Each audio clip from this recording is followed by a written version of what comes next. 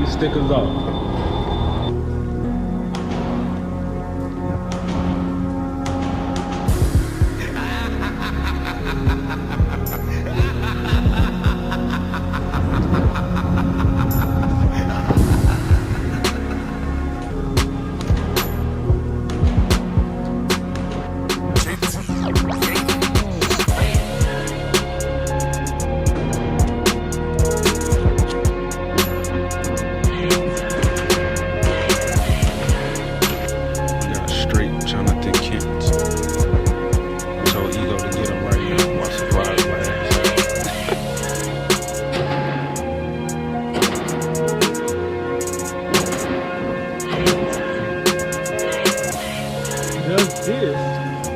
Stays around, stays in our vote.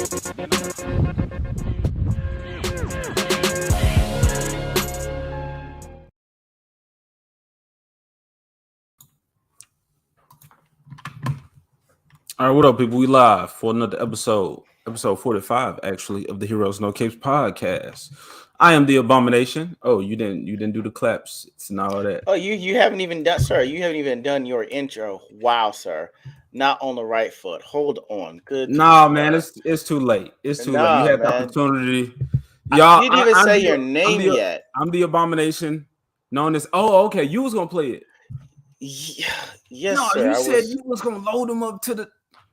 It is already on. It's on there, sir. You had to. I was waiting for you to complete saying your name on there. Okay. But now the file corrupted, sir. Look at this. Look at this. The stream is an abomination. All right, y'all. I'm the Abomination, known as AJ. This was supposed to go a whole lot smoother. We even late because we thought we had this stuff together and we don't. Anyway, clap sounds. Y'all know the little soundboard, all that type of stuff. And I am joined by my man's, my homie, my co-host, Mr. Left Eye Ego. Besides the fuckery you've been displaying so far, how are you, sir? I'm doing great tonight. I identify as Rip. If y'all watch Yellowstone, Rip, I'm his black cousin known as Drip. Howdy, y'all. It has been a great week. We definitely capped it off with the rodeo, and it's been fantastic the last few days. So I'm doing good outside of my fuckery. Okay. Yo, I got my hat. I got my hat back there. But I don't want to put it on. Guys, please tell this man to put on his damn cowboy hat. Yeah, so I had it at the rodeo, all right? So it would have just been like crazy to just walk around with it and not put it on. But I feel like I need to earn my hat. Sir, that's your show cowboy hat. When you get your Yellowstone on, then you have a Yellowstone cowboy hat. Come on, sir. Allow yourself to have enough ego, pun intended fully, to put on your cowboy hat. Be in character for the stream, sir. I can't do it. Maybe sir, they're already asking for a dual hat stream. Thank you, Dempsey. Thank you, Dempsey. Even Flashes saying, "Put your hat on." My headphones, bro. That it don't work with the headphones. Sir, put the headphones on upside down. Put the cowboy hat on top of that. What you talking about? Like a? Yep. No. No. All right, put them down there. Put them all the way in the back. Put the head All right, fuck it. I'm putting the hat on. Damn. Y'all see how hard this man convinced himself to enjoy himself? Something he got for himself. Y'all, I have to ride a horse. I have to bond with the horse. And then I'll put the hat on. Put your damn hat on, sir. You get to put on the hat, your hat, sir. Oh my god. All right, the headphones gonna throw it off, but anyway. Yeah, see, you played Red Dead long enough. Hell yeah. Oh yeah, look at this man's whole attitude change. Look at his whole attitude change. I can hear you still. See, there you go. Bone conduction. Boom. There you go. Oh man, found a way. Look at that. Look at his face now. Look at that face. He's trying to hide it. He's like, man, I'm always happy. I don't know what this feels like. I'm Abomination. I'm used to doom and gloom, but now I have a cowboy hat. The whole attitude changed. That's what he said. When I put the hat on, I was different. I felt different, man. You know, I've been on my Red Dead Redemption. We will talk about how this on the hat. But this guy right here, whole attitude change. Look, I gotta take it out. The headphones. It just don't work. One hand up. Just keep one hand like you were singing. Nah, get out of here. Oh my Get out of god. here. Oh my I god. love the hat though. I love the hat. Okay. I love the hat though, y'all. It just didn't work. It's just See, it's fly enough. it's fly. We get you some bud. We get you some Bluetooth buds. And next stream would be the 2-hat stream. There you go. If I had some buds, I'd be all in. Appreciate you, Hill. Are you just saying it because I've Go said you're the fund me best this mod guy. Go in the fund this game? guy.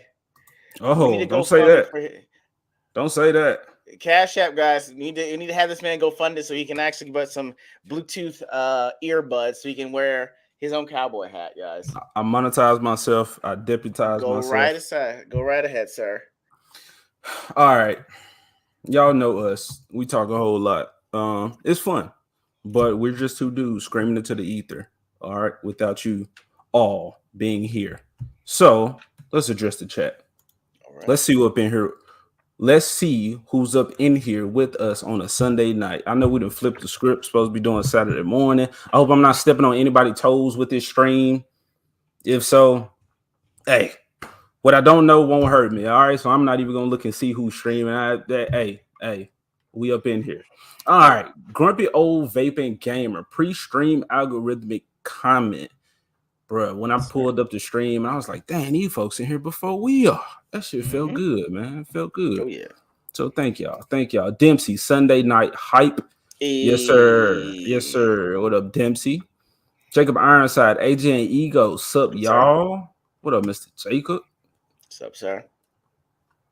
Abomination AJ, is this the real one or the AI? Dun dun dun. Got 37 teeth, so that's AI.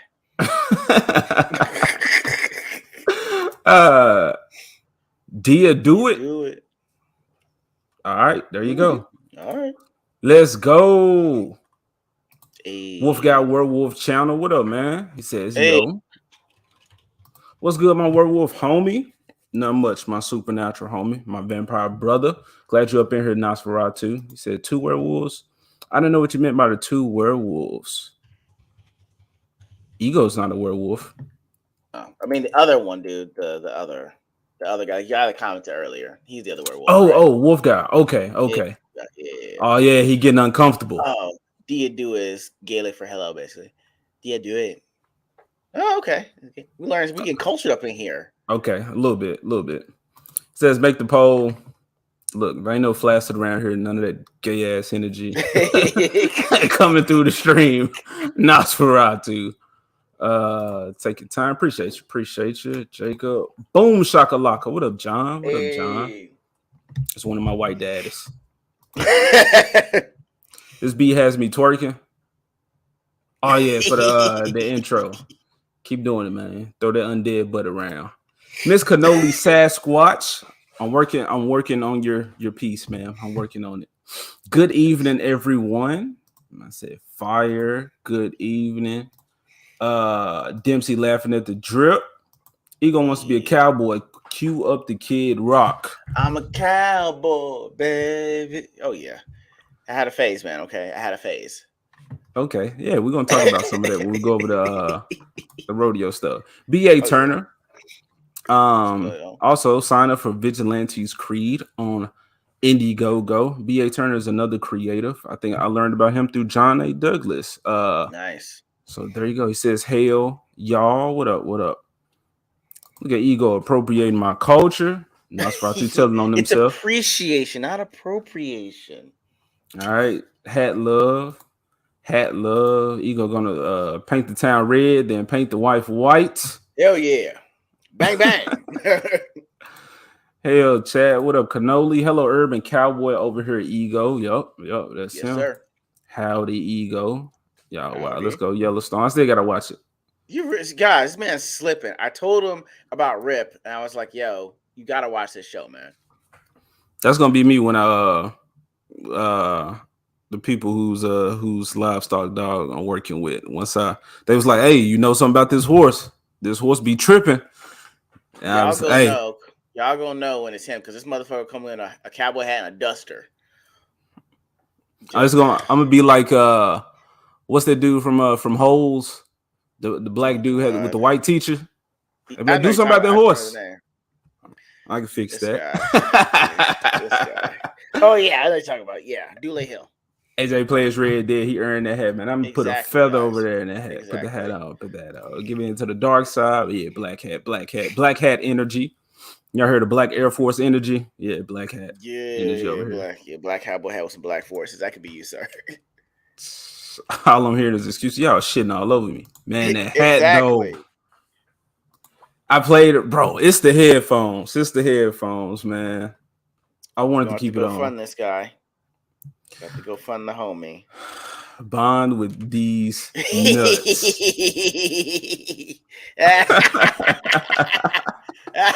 All right. Let me hurry up and get through these. GQ. Dang, all the hat love. Y'all, I'm gonna rock the hat more often.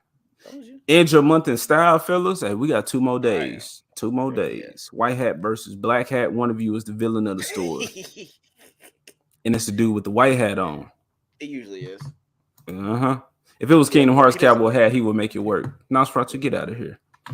Put a little Kingdom key on it. Hey, man, there's a reason why so many women listen to country music. I see that now. all right. Wookie B Bass said, let's get it on. Glad I caught you earlier. I did have to go work with one of my clients, though. So I had to cut it early, had to get out of there, but I'm going to watch it definitely on the replay. Wookie B Bad. All right, comments. Thanks, AJ. Okay, thank you. Mm-hmm. Go fund, homie. There you go. All right. Damn it. Yeah. Miss Cannoli Wild. That's a good one, sir. That is hilarious. Speaking of cowboys, some of the antagonists in my story are shadow figures that ride shadow horses and haunt one character's dreams. That's cool. Oh, snap. Don't let me steal that. I ain't even going to think on it. I'm just going to let you have it, Wolf Guy. Let me see that.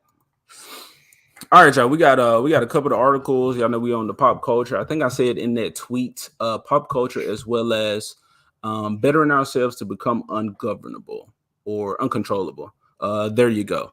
So that's when we get into the rodeo talk and kind of what can't speak for ego. What attracted me to that lifestyle, even back in Tennessee, in Memphis, urban ass city, the ghetto. Even then, I was like, wanting that life or watching rodeos on TV. So when I moved here, I was like, oh shit, here we go. I'm in it now. But yeah, let's get this pop culture out the way. Nothing good to talk about from these. Not really. Some people making excuses, deflecting criticism. For some reason, just cannot fathom that they just putting out shit products and people don't like them. Exactly. But all right, anime, we have no managers. We cannot be managed. There you go. That's how I'm trying to get. All right, let me present this. Throw it up there.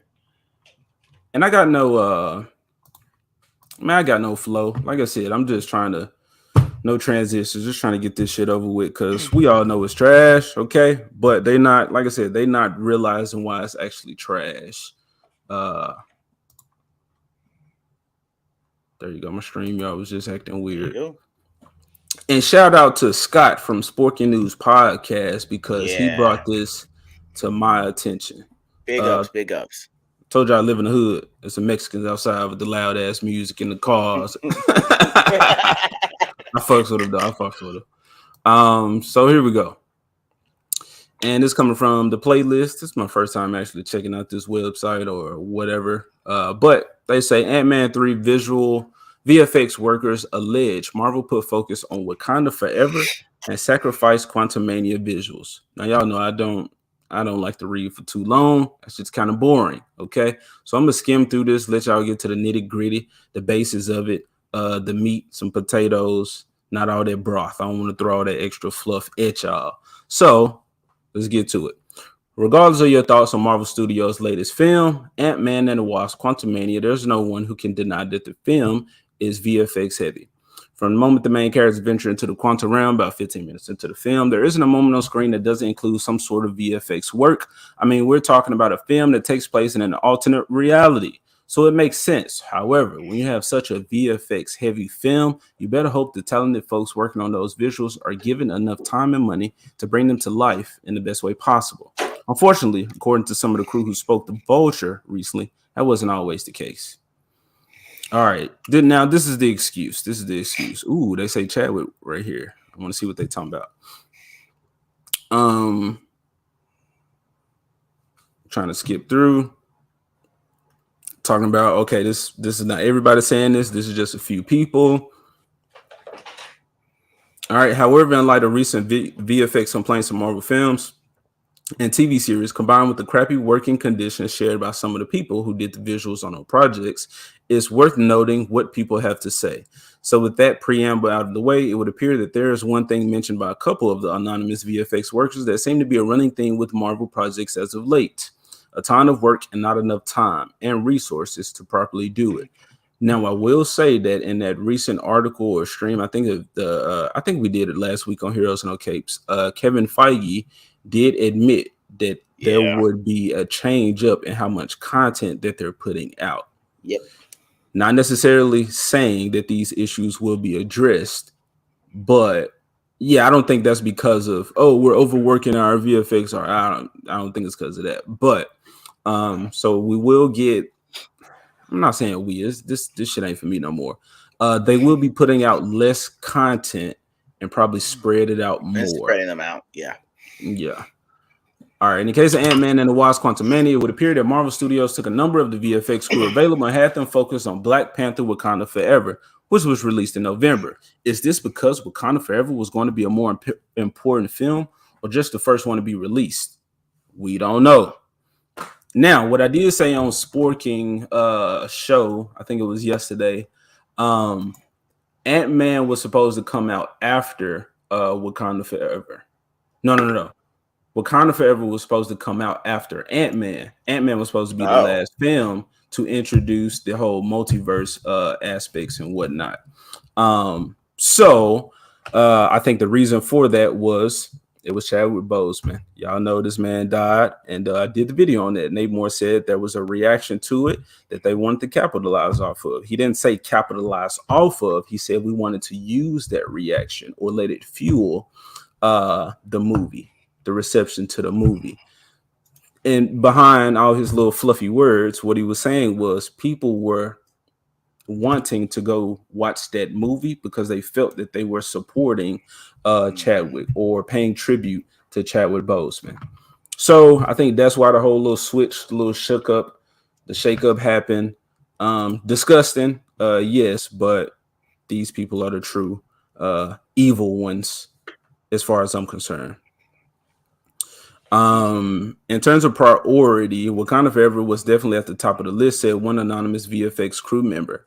All the money went to that. All the best resources went to that. It's understandable given the context with Chadwick Boseman and everything and how well the first film did. But it did diminish the ability to carry Ant-Man all the way through. So they predicted Wakanda Forever was going to save them for any losses that this multiverse, this Quantumania movie was gonna have. All right, should I keep reading? You got some input? You want to jump in here somewhere? I mean, so mine is kind of more on the business side of all of this, which is, I mean, if you want to hear that or if you want to keep reading, that's fine. Either way, I can put my opinion in there at any point, but it all relates to what they're saying. You can go. I'm just gonna skim through and see if I need to Okay. highlight anything else. I will say this, guys. When did Wakanda Forever drop? What month was that?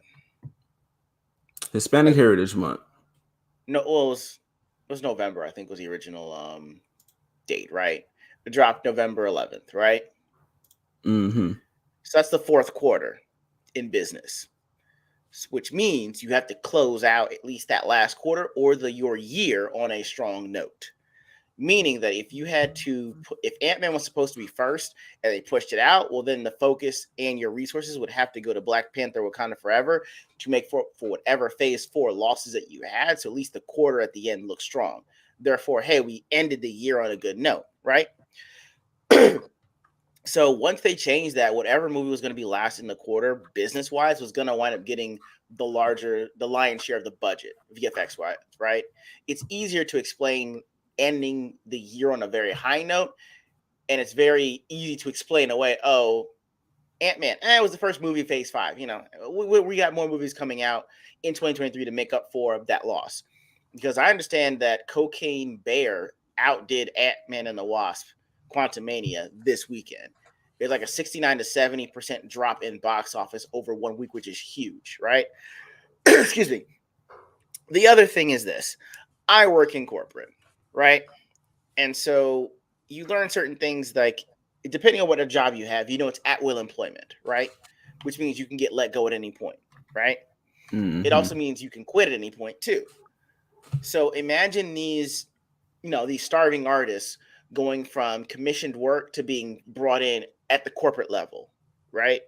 Sounds great, feels fantastic. Hey, look, mom and dad, I'm legit. Like, I'm working for Disney now, I got a corporate job. But then you find out, this is at will employment.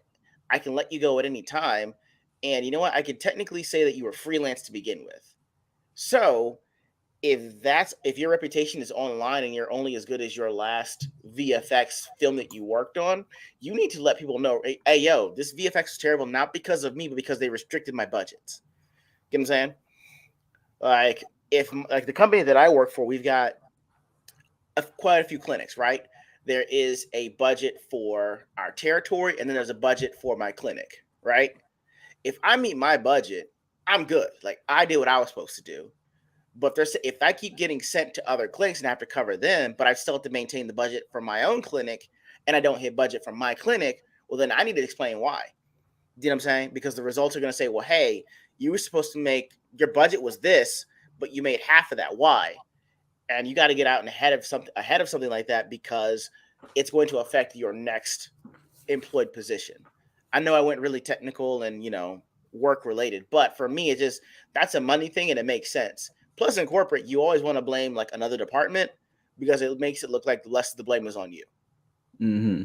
That's the take that I was having with it, is the fact that this is a money thing, and if it were me, I would have said the same things like, this was my operating budget at the beginning, and then they reduced it by half or a third, and then half my staff was put on another project to finish that. And then by the time that they came back, we had to rush the VFX.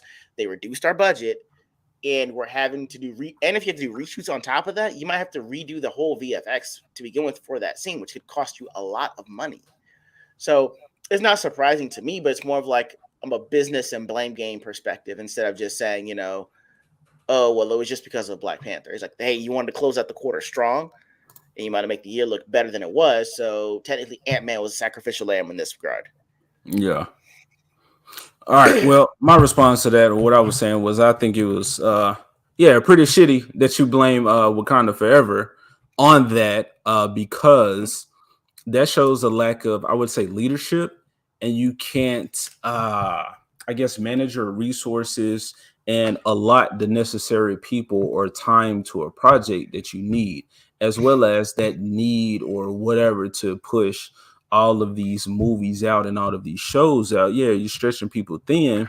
Uh, Slow it down. Actually, come up with a fucking plan to get this content out there, which is, again, that's what he's going to do. But they've already skipped so far ahead and jumped over decades of storytelling to where they hit the nitro and ran into a wall. And now, they survived, but they limping along, trying to make it to the finish line, whatever that is. Yep. But it's like, okay, the VFX suck. Well, what about the writing? Why does that suck? Did you send some writers somewhere else as well? There's a lot of other issues with the movie besides just the visuals. I didn't see the movie. Okay, I'm not seeing any of this shit. Definitely not paying to see it. But from what I have been seeing, the shit does line up with Spy Kids 3D. MODOK looked terrible, Damn, and I'm pretty sure like there's a way that you could have made MODOK look great on screen. But then somebody posted a clip of Cassie Lang, that's her name, telling MODOK, don't be a dick. And this man like has no way. He just don't know what to do with his life. So he asking this little fucking girl, what should I do? And yeah, so just don't be a dick type shit. So, it'll be fine if there was one character or one you get what I'm saying, like one movie where they do that. Not one out of all of this, but like a couple of characters that played that role. as in comedic relief, or they make jokes and all that type of shit. But you start to see that we have been seeing that with every Marvel character, with every movie that comes out. Like, I was so surprised. I think John A. Douglas had posted a clip from Thor: Love and Thunder, and Lady Sif was talking about like, I don't know, kill me or end me so I can go to Valhalla. And he was like, you have to die in battle to You go to do. Valhalla. You do. You do. Yeah, so but that whole joke, and I'm like, wow, this, what people said, this looks like SNL, like some parody type shit. That's actually what it looked like. It did. But then that takes me back to, okay, She-Hulk, for instance. Yes, there's one show out of all the shit they put out, but remember, Kevin Feige was pleased with this project. He okayed that project, that show, that says there's a formula. All this shit that we're putting into it, all of these elements, the thought that we are putting into it, we ain't thinking it through. We really don't give a shit about it. It means nothing. As well as Chippendale Rescue Rangers with the two little chipmunks. Now that's more of the Disney side, and She-Hulk was an example from the like Marvel stuff. But with that Disney, with the Chippendale thing, that movie told you that all of these Disney characters that you see, they're actors. Because Peter Pan ended up being the fucking villain for the movie. And it was because he had grown out of being a child actor. So now he got pimples, hair on his face, he gaining weight, and he looking like a slob. So I'm seeing too many instances of Disney's Marvel saying, we really don't give a shit about this, but we know y'all do. And you will continue watching, you will continue consuming. Therefore, we will keep on pumping out content. Because even if it doesn't do as well as we project or what it should, there's still going to be people who are willing to go see it. There's still an attached fan base or an audience who's willing to sit through this shit to listen to the message. And then I've been going on for a long time. You Go want ahead, you man. want to Keep jump going. in? Do you think, man? Well, I think it was on Sporkin where we was talking about why is this? You got a company that's losing money, which they're being subsidized, they're making it up in other places, whether or not it's from the government or whatever. But it's like, once you fail time and time again, if they consider it failing, at some point you would shake some shit up. You will switch it up. You will see what we need to do. But when the message is more important, you don't care about the story. That's all you're concerned with, especially when you can deflect criticisms and say, you don't like gay people, you don't like minorities. VFX did it. Wakanda Forever was more important. Did you want us to take resources from the black movie and put it over here with the white ones or something? So they just got all this shit going on in their head that they will gladly spew to make them seem like they're doing the right thing. But again, the message is more important. That's why we get shit content, because they don't care about the stories. They skipped over decades of stories. And yeah, they keep telling us that. Take I it, man. will. Take it. I will say this. I'll tell you first and foremost. These characters that are snarky and jerks, like saying shit like "Don't be a dick," they could only be women characters because we wouldn't hang out with that guy. Tell you, don't be a dick. Yeah, like no. If you think about it, Miss Marvel, Cassie's character, Julie Van Dyne's character, Miss Marvel, Kate Bishop. I'll let Shuri slide on it, but the rest of you would not hang out. Those couldn't be dudes because we wouldn't hang out with them. They Mm-hmm. would irritate the hell out of us, and we'd have kicked one of their asses. Like you can't say shit like that and not expect an ass whooping to be around the corner. See what I'm saying? Yeah. Men choose friends and allies based off of us doing the same things or similar things. There's overlap at some point. When women make friends, it's like shopping. I got one of these in black. I got one of these in white. I got one of these in yellow. I got one of these. You see what I'm Yeah. saying? Like there could be zero overlap, but it's in the group. And there's always they have that one friend that's the insert here. And so it's like, well, hey, I don't know how y'all gonna do A Force or whatever the hell that is. You tell me all these snarky hoes is gonna be in a group together and ain't no one gonna fight or no one ain't gonna be like, shit, Miss Marvel thinks she cute. wearing hmm, wearing white after Labor Day. That's not her superpower. Isn't fashion sense. I'll tell you that right now. Now, that's how that shit would roll. But it's like, Yeah. yo, you have to make them women characters because as dudes, we wouldn't let shit like that slide. You got maybe one time for that to be just let it slide, and then another for someone to hold us back for some shit you let slide. But that third time, ass whooping on site. Arms and plus what? Look at this one. Look at this one. How many times did the Avengers fight each other? Quite a Uh, few, right? I mean, leading up to Civil War, maybe. Even in Avengers, they fought each other, right? You telling me that you're gonna have a force assemble and ain't no one gonna have a fight to establish dominance? They're just gonna So all be cooperative and meet up. no, Stop. no, they're not. You're saying in a real world scenario, yes, these things would happen, but they got to make sure Right. these the bestest friends ever. They got to say, I know, and that's women, what we I'm love one saying. another. She Hulk, they told you, hey, we taking care of each other in the bathroom. We fixing your makeup, slapping you on the ass, say, get back out there, girl, make that money. So Exactly.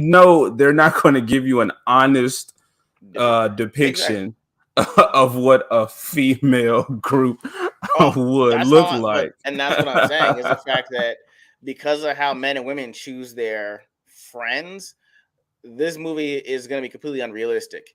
At least Now, they said, what? I'm I not gonna let I'm not gonna just let you have that women just pieces of shit to all their little women I'm not friends. saying that piece of shit. All I'm saying is women choose their friends like they shop. Ooh, that one looks good. Like plus, when women have the friend group, there's the rich one, there's the poor, there's the one that's not as well to do, there's the married one, there's a perpetually single one, there's the perpetually promiscuous one. The thing is, like, I bet you if you ask your wife right now, if you put them five up, she knows at least one of them. And usually they're in the group. You don't know which one you are, but you in the group. Guys So like go ahead, what? I get what you're saying. Emotional maturity is the thing to think about. So me and my wife, we choose our friends wisely. She barely has friends because I mean, women are just I'd say from what we're seeing a lot in our age group, as well as we just moved here and Hmm. we don't really know anybody too much. It was a blessing that I found you. I was just listening to you on Pop Stream with the Green Lantern ring. It was the Green Lantern ring. Something like that. Exactly. That kind of happened by chance, or God made it happen. That's what I believe. But she never chose her friends like that. Now I feel you on acquaintances or people that they're around because of Hmm. circumstance, but uh for the sake of this movie, nah, they're gonna be perfect. They're gonna be perfect women, and I don't think they're doing the A Force. They are grouping the women together up, but it's gonna be fucking Falcon. Uh, he's gonna be the only male there for the An most A part. Force, not an A Force was all female. Not talking about. I'm No, not talking I'm about Avengers. saying I'm talking about A Force. and I'm saying I don't know if they're actually going to put out an A Force. I think the next thing is what Captain America: New World Order is like. Who's in that? Do we know who's that going to be? What that's about? All I know is if anything, I think I actually I don't. remember the leader was supposed to be the villain for that. I don't The know though. Don't leaders was. quote me on that, y'all. Y'all know I loosely pay Bro, attention to this honestly, shit now. it's gonna be Ross. Ross is gonna be the enemy. He gonna be the enemy of A Force because even in this Red Hulk comic, he was fighting She Hulk. Valkyrie was there. Or Sif. I can't remember who else. I think Storm. So yeah, I feel you. He'll be the villain for that, but I think he'll also be. I remember seeing Leader was going to be the villain for New World Order, but it would make sense if he was the villain. If Right. Red was the He's villain behind it. Yeah. instead. He's behind the Yeah. whole thing. That's what I'm saying. Like he sets the leader up, gives him the intel so he knows how to defeat each one of them. Falcon's not gonna win head up against the leader. He's gonna need some kind of help to Hmm. win because he cannot defeat his own villain. So yeah, Ross is the president of the United States. Exactly. That's why I'm saying he's gonna have like a shadow campaign against the Supes or the meta humans. So Yeah. that's why I think Captain Falcon. Yeah. Okay. Yeah, leader's the villain. Yeah. So yeah, Roman said Leader's going to be the villain. I think they Hold might on. I'm pull up. sorry. That's why I say the real enemy is going to be Ross, because Ross is going to be the one with toxic masculinity. That's how I know he's going to be the villain. It's too easy. Plus, like Yeah, Harrison Ford's like 80 fucking years old, so all this shit's going to be CGI anyway. All you have to do is voice acting. So yeah, it's going to be Ross because they're got the perpetual stereotype they want to put out. I feel you on that 100%, but I do think they'll pull a Modoc with the leader and make him this soft ass little dude who's just there. He's the face of it, but you really got this big bad guy supposedly behind him, or who's actually pulling the strings. But yeah, so that article I can see we was talking about the Quantum Mania and then the terrible VFX, and then it got into this new world order. What the fuck is gonna happen with an all women team? But Ross is gonna be an analogy for Trump. Yeah, the red orange. Will Red She-Hulk make an appearance? no, Why no, not? they had because that's another character you have to add in for VFX. It's going to be hard to explain Betty. It's going to be even harder to explain Sans Bruce Banner. So there really isn't a read for them. It's like, well, hey, now we got She-Hulk, so we don't really need Red Hulk. Two Red Hulks is going to be too confusing for our audience to understand. And for Two normies, She-Hulks would be too confusing as well. But you're thinking with logic. They also have to explain where the fuck this Scar character come from and who's his mom. I don't think they're going to address that, man, at all. You said they're not going to address it. No, They just gonna say, "Well, if they don't say nothing, then just no, keep it isn't. going." No, because like the good thing about the Marvel is that they are great at world building, so they can tuck away different stories in different parts of the world and explain why a certain character isn't there at that particular time. It's one of the advantages they have over DC. DC is terrible at world building, so they're going to figure a way to tuck certain characters into that world and then push other ones out so that you have an understanding of why that person isn't there. Yeah. All right. Yeah, I don't. We starting to speculate now. Speculating is cool. I've said this before. I enjoy talking about what could happen, but we're also predicting how they're gonna fuck up. But we know they're just gonna blow our expectations out of the water with how terrible this shit's gonna be. Just like with the Thunderbolts. I think that's the name of that that's coming out with Taskmaster, the other Black Widow, John was it John Carter? Was it the other the better Captain America kind of guy? Him. Anyway, that's what I'm saying. That's all I'm saying. This is U.S. agent, that guy. There we go. okay. So yeah, this shit's all over the place.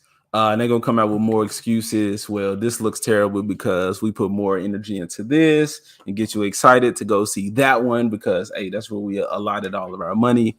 But yeah, that's gonna be their version of Suicide Squad. There you go. All right, man. Let me close out that one. Yeah, there was nothing else. They were just blaming shit on stuff, and then it wasn't the whole VFX team. It was just a few of them.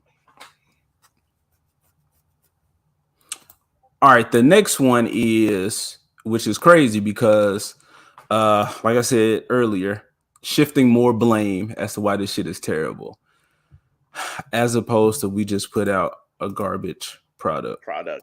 Yeah.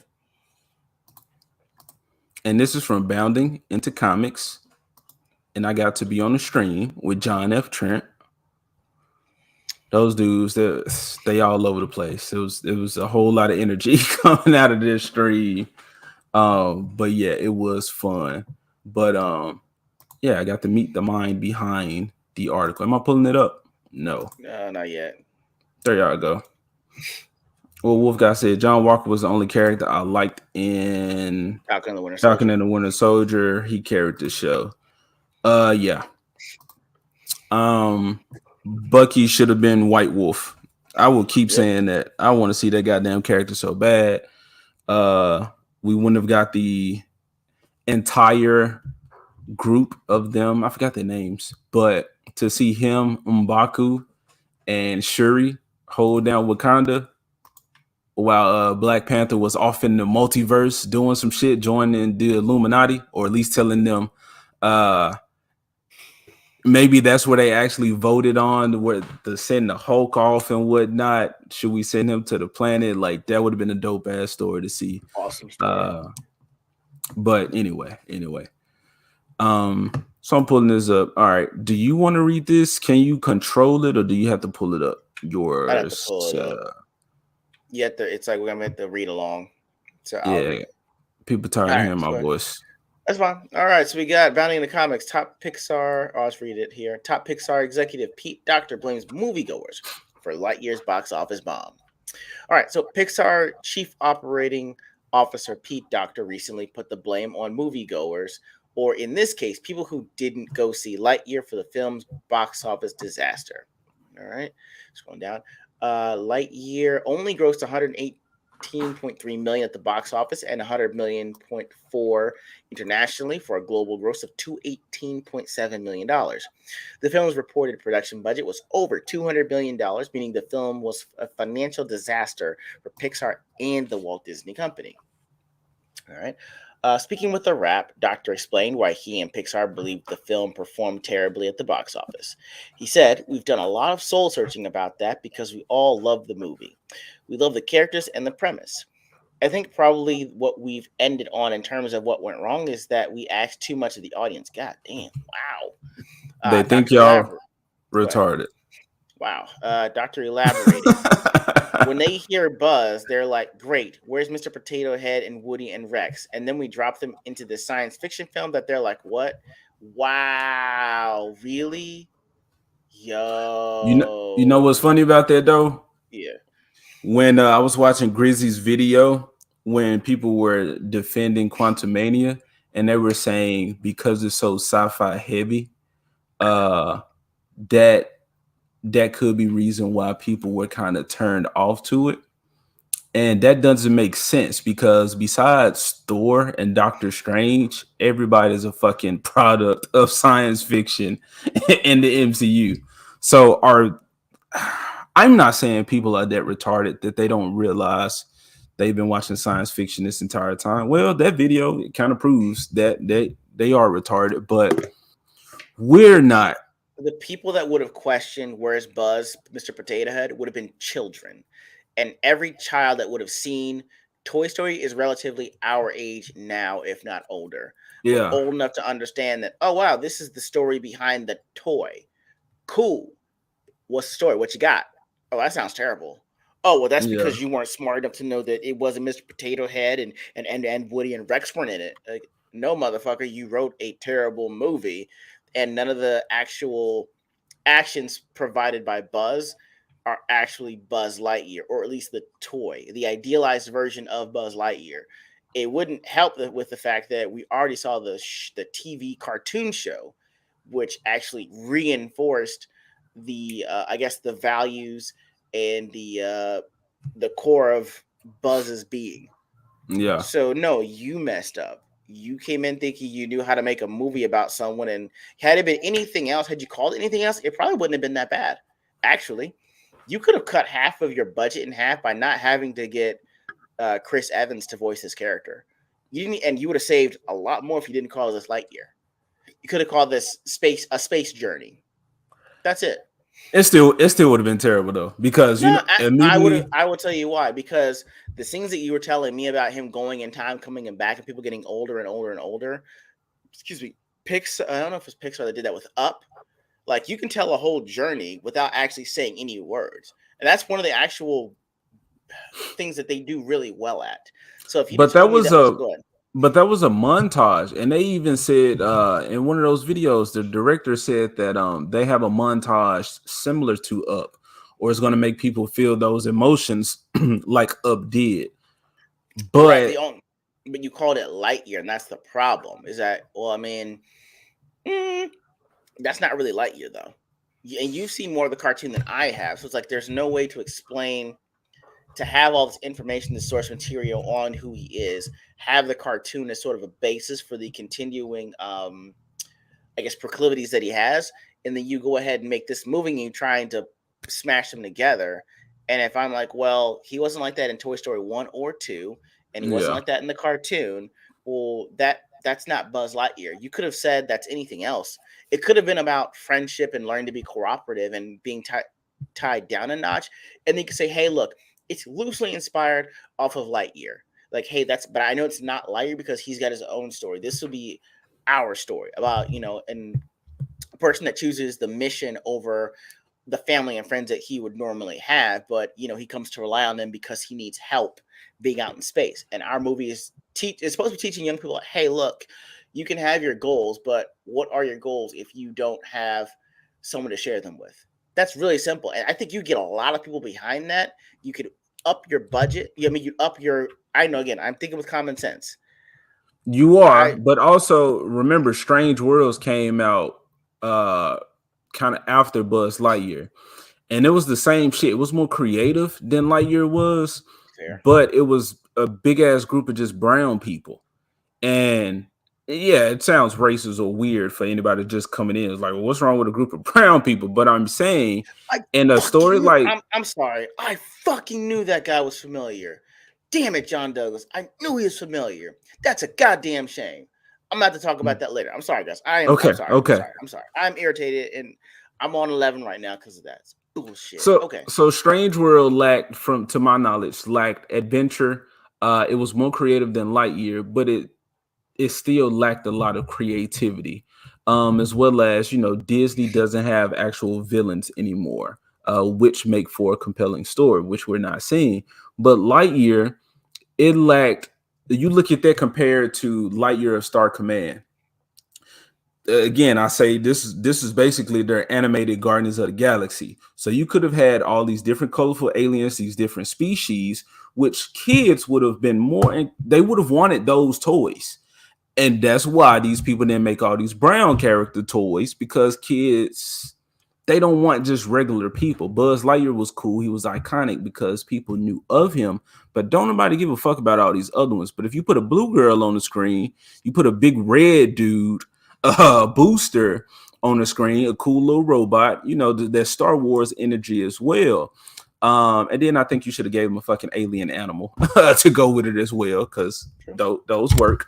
But yeah, Lightyear itself was going to be trash regardless of if you put another name on it, because it lacked so much creativity. As well as like the gay character. I keep saying, don't nobody give a shit. The issue was they sat Buzz down to watch this gay shit happen. Therefore, the watcher, the viewer of the movie, had to sit there and watch this gay shit happen, as opposed to focusing on these actual characters, the actual Rangers, and then have a gay girl in the background on the turrets, weapon experts or whatever. They Yeah. have the stereotypical little grungy girl who's the mechanic and she's cool or I, whatever. Like that type of character I mean, the thing is, would have worked. she didn't have to be lesbian. Like, we saw Chronicles of Riddick, we've seen Alien with Ripley. Like, Peace, yo, JT. they can be like that one chick that was on Chronicles of Riddick. She was all tough until Riddick showed up. She was like, Mm-hmm. "Ooh, I need me some dick." I was playing about that. I was just playing, with being lesbian. I want some of that Riddick. You know what I'm saying? She softened Yeah. up and she turned. She was like, "Oh my god, a real man showed up." That's cool. You can still do that. Doesn't mean just because you're tough, it means you're gay. Like, that's actually kind of a stereotype. If you're a woman and you're tough, you have to be gay. Like, nah, not really. Like, you just like, well, Yeah. hey, I mean, it's like I grew up in a family that does this, so we do this, but I still want to be taken care of. I still want to, be able to add something. I still want to raise a family. Like, you can still have those things and be a woman too. You don't have to be gay to do them. And he Mm-hmm. says that you should or you do is actually the stereotype you're trying to avoid. But yeah. Well, yeah, I feel you. We didn't have to make her a stereotypical character, but since Disney lacks creativity, it just kind of would have happened. But I think you didn't even have to put the whole Lightyear Star Command cast in there. You could have just put maybe 2 or 3 of them. I think I've said, if you had XR, the robot, if somebody was actually building him and you saw like the early stages of that, like you see his head, and then maybe they're working on a body or something, and Yeah. then they're kind of hinting at Oh, what he would be in the future. yeah, he's going to be an actual Yeah. character like later on in a sequel or some shit. That would have been dope. But then you can throw your original characters in there, but show the kind of the makings or the beginnings of these characters that we've already seen with Lightyear of Star Command. And I then it's starting to connect correct. those worlds, but Correct. say, yeah, so I think that would have been dope. So yeah, to say, going back to the article, to say they expect too much from the fans, y'all, again, these people are getting bold enough to say this shit just out there. They think people are retarded. And y'all don't understand that this is the real Buzz Lightyear. This is not the toy. Something as simple as that. Yeah, no, this ain't the toy. This is the real character. But then, and I've created my little fan fiction, y'all. I'm a Disney kid. I'm a Disney freak. All right. So I really hate to see what's happening with this. But if you would have done that story well, you can milk that content. But then that would have made way for fucking Woody's roundup to come through. And then we see Woody, Jesse, them riding Bullseye, and then Prospector Pete. I don't know if you want to make him a villain or not. Maybe keep him a regular dude, like he chill with them, but then show like how he kind of turns on them at some point with the promise of gold, mining that gold or something. Like that would have been dope. And then maybe a Cowboys and Aliens crossover type movie where Buzz and a couple of them got stranded in a fucking desert with Woody. So then they're having to work together. So then it's not Toy Story, but we're seeing Buzz and Woody together. But then you can kind of see how maybe Woody is hesitant to allow these invaders into his town or whatever. He doesn't trust them. They're outsiders, just like he did in the Toy Story movies, where he wanted the spotlight and Buzz was taking it from him. But anyway, I keep saying, man, these are just ideas that I throw out. Of course, when you're in the writer's room or whatever, when you're pitching these ideas, then the people around you can help refine these things. But in the scenarios that I've given with these stories, the story comes first. We can figure out colors of characters and species of characters along down the line where it makes sense. But they're simply not prioritizing the story. And it goes back to Disney has told us they don't give a shit about this. None of these characters mean anything to them. That was my question, Flaccid. And if you, in them pitching this idea, they were saying, well, Angus McLean said this was the movie that Andy watched to make him want the Buzz Lightyear toy. Well, if that's the case, Andy's racist because he didn't get any of them brown characters. To be fair, it was a birthday gift, so he didn't choose that. That's all I'm saying. Nah, but that was the gift from his mom, so she knew what he was talking about. She knew what he was into, and she went and got it. It's not like one of them kids just brought it up. But yeah, so you start to ask those questions like, well, damn, was Andy racist? And then I think, well, shit, that make the mom a lesbian then because she took this man to go see it, even knowing what they was pushing in the movie for the marketing. But then Andy donated all his toys to Bonnie, the little, I think she was probably Hispanic, but the little brown girl. So it's like it just don't add up. But then when we go into the stores, we don't see the brown character toys. So that's why he couldn't buy them. I mean, he excellent point though. The characters suck. Why would you want those toys? Exactly. So he said, I want the cool one from that movie, which was Buzz Lightyear. So that's what happened. And then me and Canoli talked about this when he featured on the show. In this shit, okay? They're talking about they're doing or asking too much of the audience. Well, they announced that those sequels for Frozen, Toy Story, so Toy Story 5 is fucking coming out of nowhere, and Zootopia 2 is coming out. So parents are going to take their kids to go see these movies. Disney is going to recoup some of these fees, and then Joker Voice said it earlier that they are getting money from other places. Subsidies. And to be honest, a lot of people are being turned off to Disney and aren't so quick to consume yet. The shit's not moving fast enough for anything to be done on their part. Agreed. I think they're getting subsidized mainly from the theme parks, which is weird because the theme parks, for the most part, actually keep with the integrity of Walt Disney himself. So the thing is like, it's not embezzling, it's not money laundering, it's just moving money around to make you think, oh, look how much we made. And it's like, well, if I look and see where the money really went and the losses, like you actually aren't making the money that you're telling me that you're making. If more people were actually shareholders, you'd be like, well, hey, my shares are down from where they were in 2008 if I invested at that point. So at a certain point, there's going to be no way for you to keep faking these numbers to an extent. Not saying they're faking numbers, but it's just like there's going to be a point at which, well, hey, what if people stop going to the theme parks?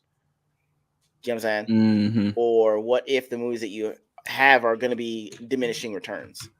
You're trying to Yeah, get me off the nostalgia of this movie, but at a certain point, the kids are going to grow up and they're not going to want to watch Frozen or Toy Story anymore. I got out of Toy Story after maybe, the second one, huh? maybe. No, I don't think so. Because especially if you don't have a good experience with the sequel, you're like, no, Yeah, never again. You'd be like, never again. No, I'm done. My kids are done. Nope, we're gonna watch something else or something that's got a better story. And you got to compete with cable now, man. hey Like, man, the kids love Frozen. I guarantee you, when Moana 2 comes out, people are gonna be all over that shit. Okay, I'm gonna be paying attention. Zootopia, yeah, I agree with John. His comment, the story sucked, but that world building, that shit was there. So I think instead of a sequel, you can actually make a series of Zootopia. And which is, the failings, one of the failings, many failings of Disney Plus is not committing to that type of content. Like, you're putting all these resources into a movie where you could just make some stuff. You don't even have to do 3D animation. You could do 2D, some great 2D animation, and you can get a couple of series out. But just like the series that we are seeing that's coming from Disney Plus, they won't stand the test of time. People are not going back and watching them. It's like one and done. Um, and also, they don't plan on releasing any of these in physical form. They're staying on Disney Plus. So there's no, I guess, resale value. Is that the word I'm looking for? Meaning, if you don't have something rewatch. physical, Oh wait, man. Go well, if ahead. you don't have something physical that people can buy, then Yeah, what does it really mean for I mean, them? the thing is to me is like, well, you're counting on again. Once you had Phase 1, 2, and 3, even up to the Avengers. I watched the Avengers like 5 times, 3 in theaters and like 2 after release. So you had a high rewatch value. So the box office was technically huge because you got people to see it more than once. Now it's like it's a one and done. And if things aren't great, you know how she upset Shira was that she wasted $15 to go see Winnie the Pooh, Blood and Honey. Can you Hmm. imagine someone spending $60 for a family to go see a trash movie? You know how upset that Yeah, would make you that you spent this time, your kids were excited, you finally got tickets to the movie they wanted. It's your Saturday, it's the family outing, and you watch a shitty movie. Yo, take it easy. peace, bro, Graham.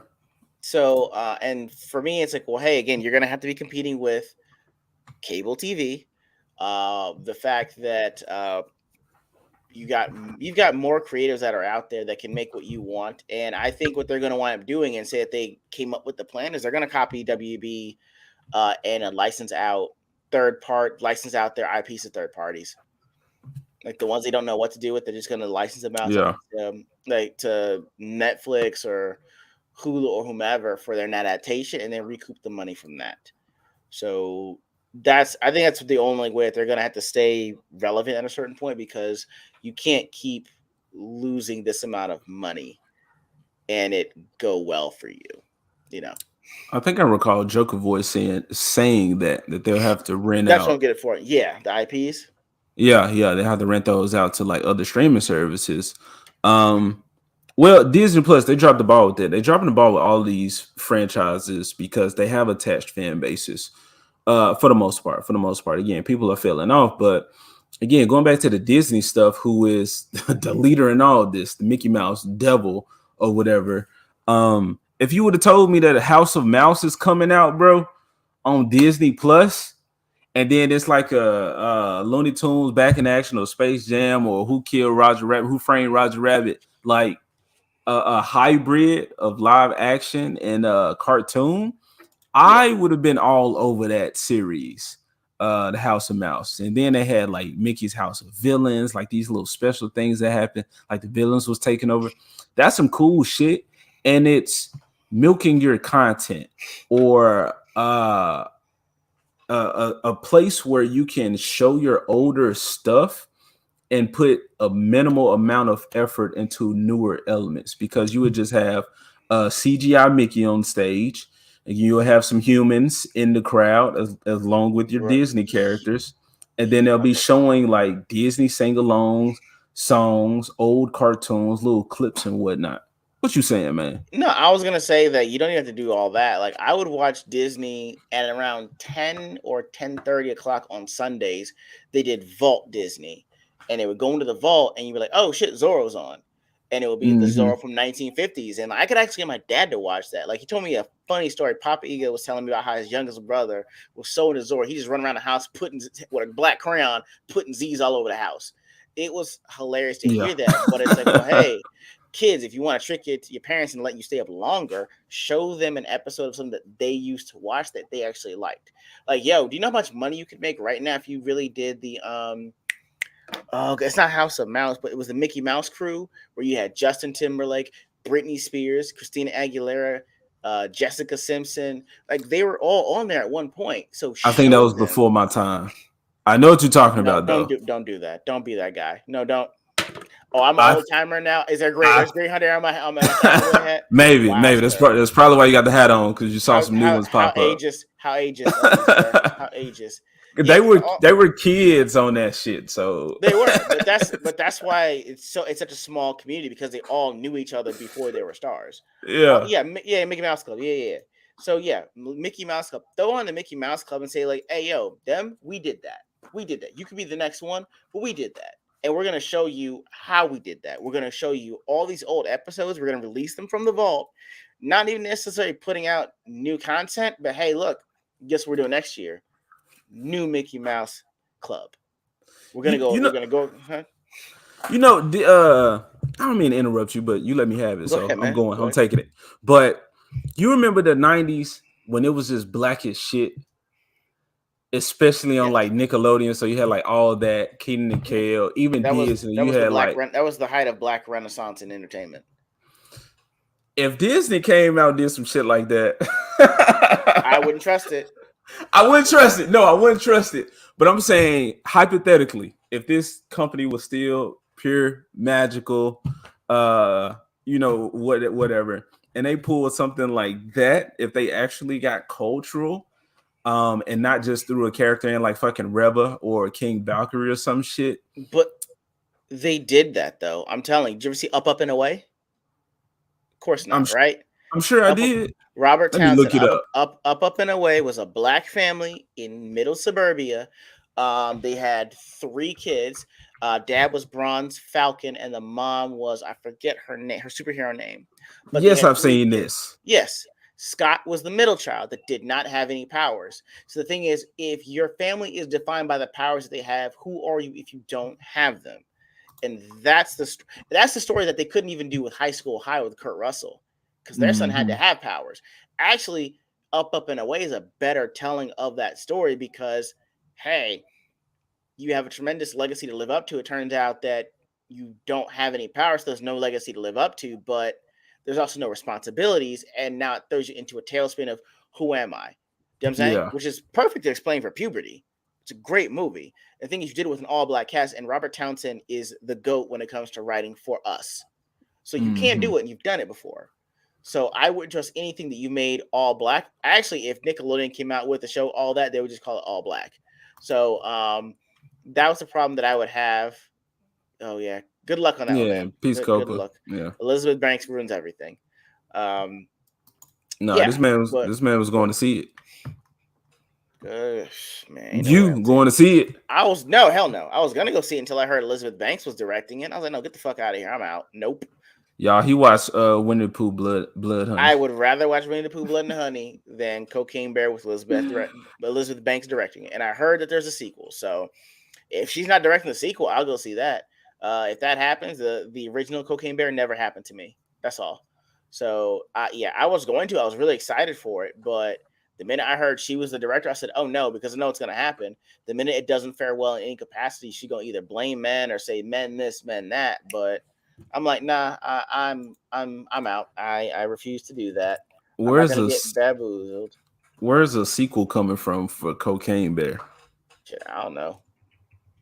You see Strays? Did you ever watch that trailer? I want to watch Stray. I want to watch Stray. And what the funny thing about her is she bitches so much about men, but she's been married for like 19 fucking years. Like he ain't doing something right. Yeah, I was like, so you lying. You wrote a bullshit feminist movie and you went back to your husband to get some makeup dick. Stop. The So yeah, no. Beyonce. Yeah, oh yeah, yeah, what you call it? Beyonce's complicit in that too. Elizabeth Banks, like I knew the minute they made Lemonade, I was like, oh, they're pulling y'all's chain. Like she doesn't care because he's Jay-Z. Joker Like said now, she was only the director. The problem is the writing. She had nothing to do with that. I still don't like her name attached to it. That's Yeah. me. It's like her name is a dildo, and I refuse to get fucked by that movie. So no. That's what Disney Marvel is right now. They dildos. I keep saying like all of these characters, not just the manly superheroes characters. It's the Disney characters as well. We're watching all of them on that Chappelle show skit, going to the Donkey Show, and we're seeing all of them be anally fucked. Yeah, I'm not. by a humongous ass animal just being bastardized, and I cannot handle that shit anymore, man. But again, that's why I keep saying, like, when the message is that important, I don't think, and again, people, this is not black pill. This goes to the become ungovernable, uncontrollable type thing, which I think we need to go into instead of just talking about this more. But damn, I almost lost my train of thought. I did lose my train of thought. All good about being ungovernable. Okay, being ungovernable. Oh yeah, so these characters don't mean shit to them. Okay, and then I can't continue, especially paying money to see this stuff happening. So the stories that we're pitching, like, well, why didn't you do this? This would have been better. Yada yada yada. Turn those stories into your own personal stories and make them original so that we can see the benefits, the financial benefits, and the cultural benefits of these. Oh, yeah, I was talking about the message. So I don't think, and like I was saying, I'm not black pilled about it or whatever. It just is what it is. I don't think they're planning on recovering from this, or I think the end game is more sinister, as in a lot of these things are being used for social engineering. And in the future, civilization will fall before Disney fucking rises again. So they have no plan of being great later on because they already know behind the scenes, they've been told there isn't going to be a later on. You get what I'm saying, bro? Yeah, well, the thing is, I just think I'm more white pilled on things, which means I'm going to be more optimistic. I just think it's about money. And besides, me and my wife, we work in corporate, so the goal is to shine and ship. You shine a turd and then you ship it somewhere else so you don't have to deal with it. So I did my part. I'm good to go. Like, bring in the real content creators, because at this point for me, it's like the real people that are going to make the next really good thing with a great audience are getting the training or or apprenticing. It takes 7 years to master your craft. And I think those people are still saying, well, hey, I can't really go the corporate route because this is going to work out for me, because to our point we'll talk about, I don't want to be governable in that respect with my own work. So hey, let me slowly build up my own thing to get what I want, because I know that I don't know if you know the comedian Kev on Stage is, right? Yeah. Right. So he won an NAACP award for like best media personality, like online, right? Yeah. He won it today, I think today or last night. The only thing is like, well, hey, he had to be on YouTube separate from everyone else and try to make money off of that. Then the endorsements inevitably came. He opened up his own studios. He has his own app, and now he's got his own company. So, but that took years. That took at least 8 years that I know of to get him to that point. And now, if they ever made a movie with a budget big enough, it will be all his.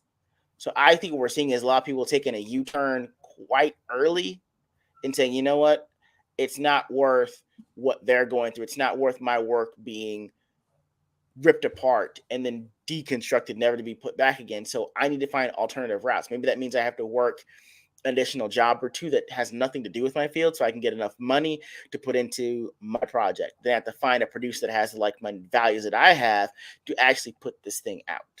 I just think those people that go that route are going to take gonna need to take a lot more time.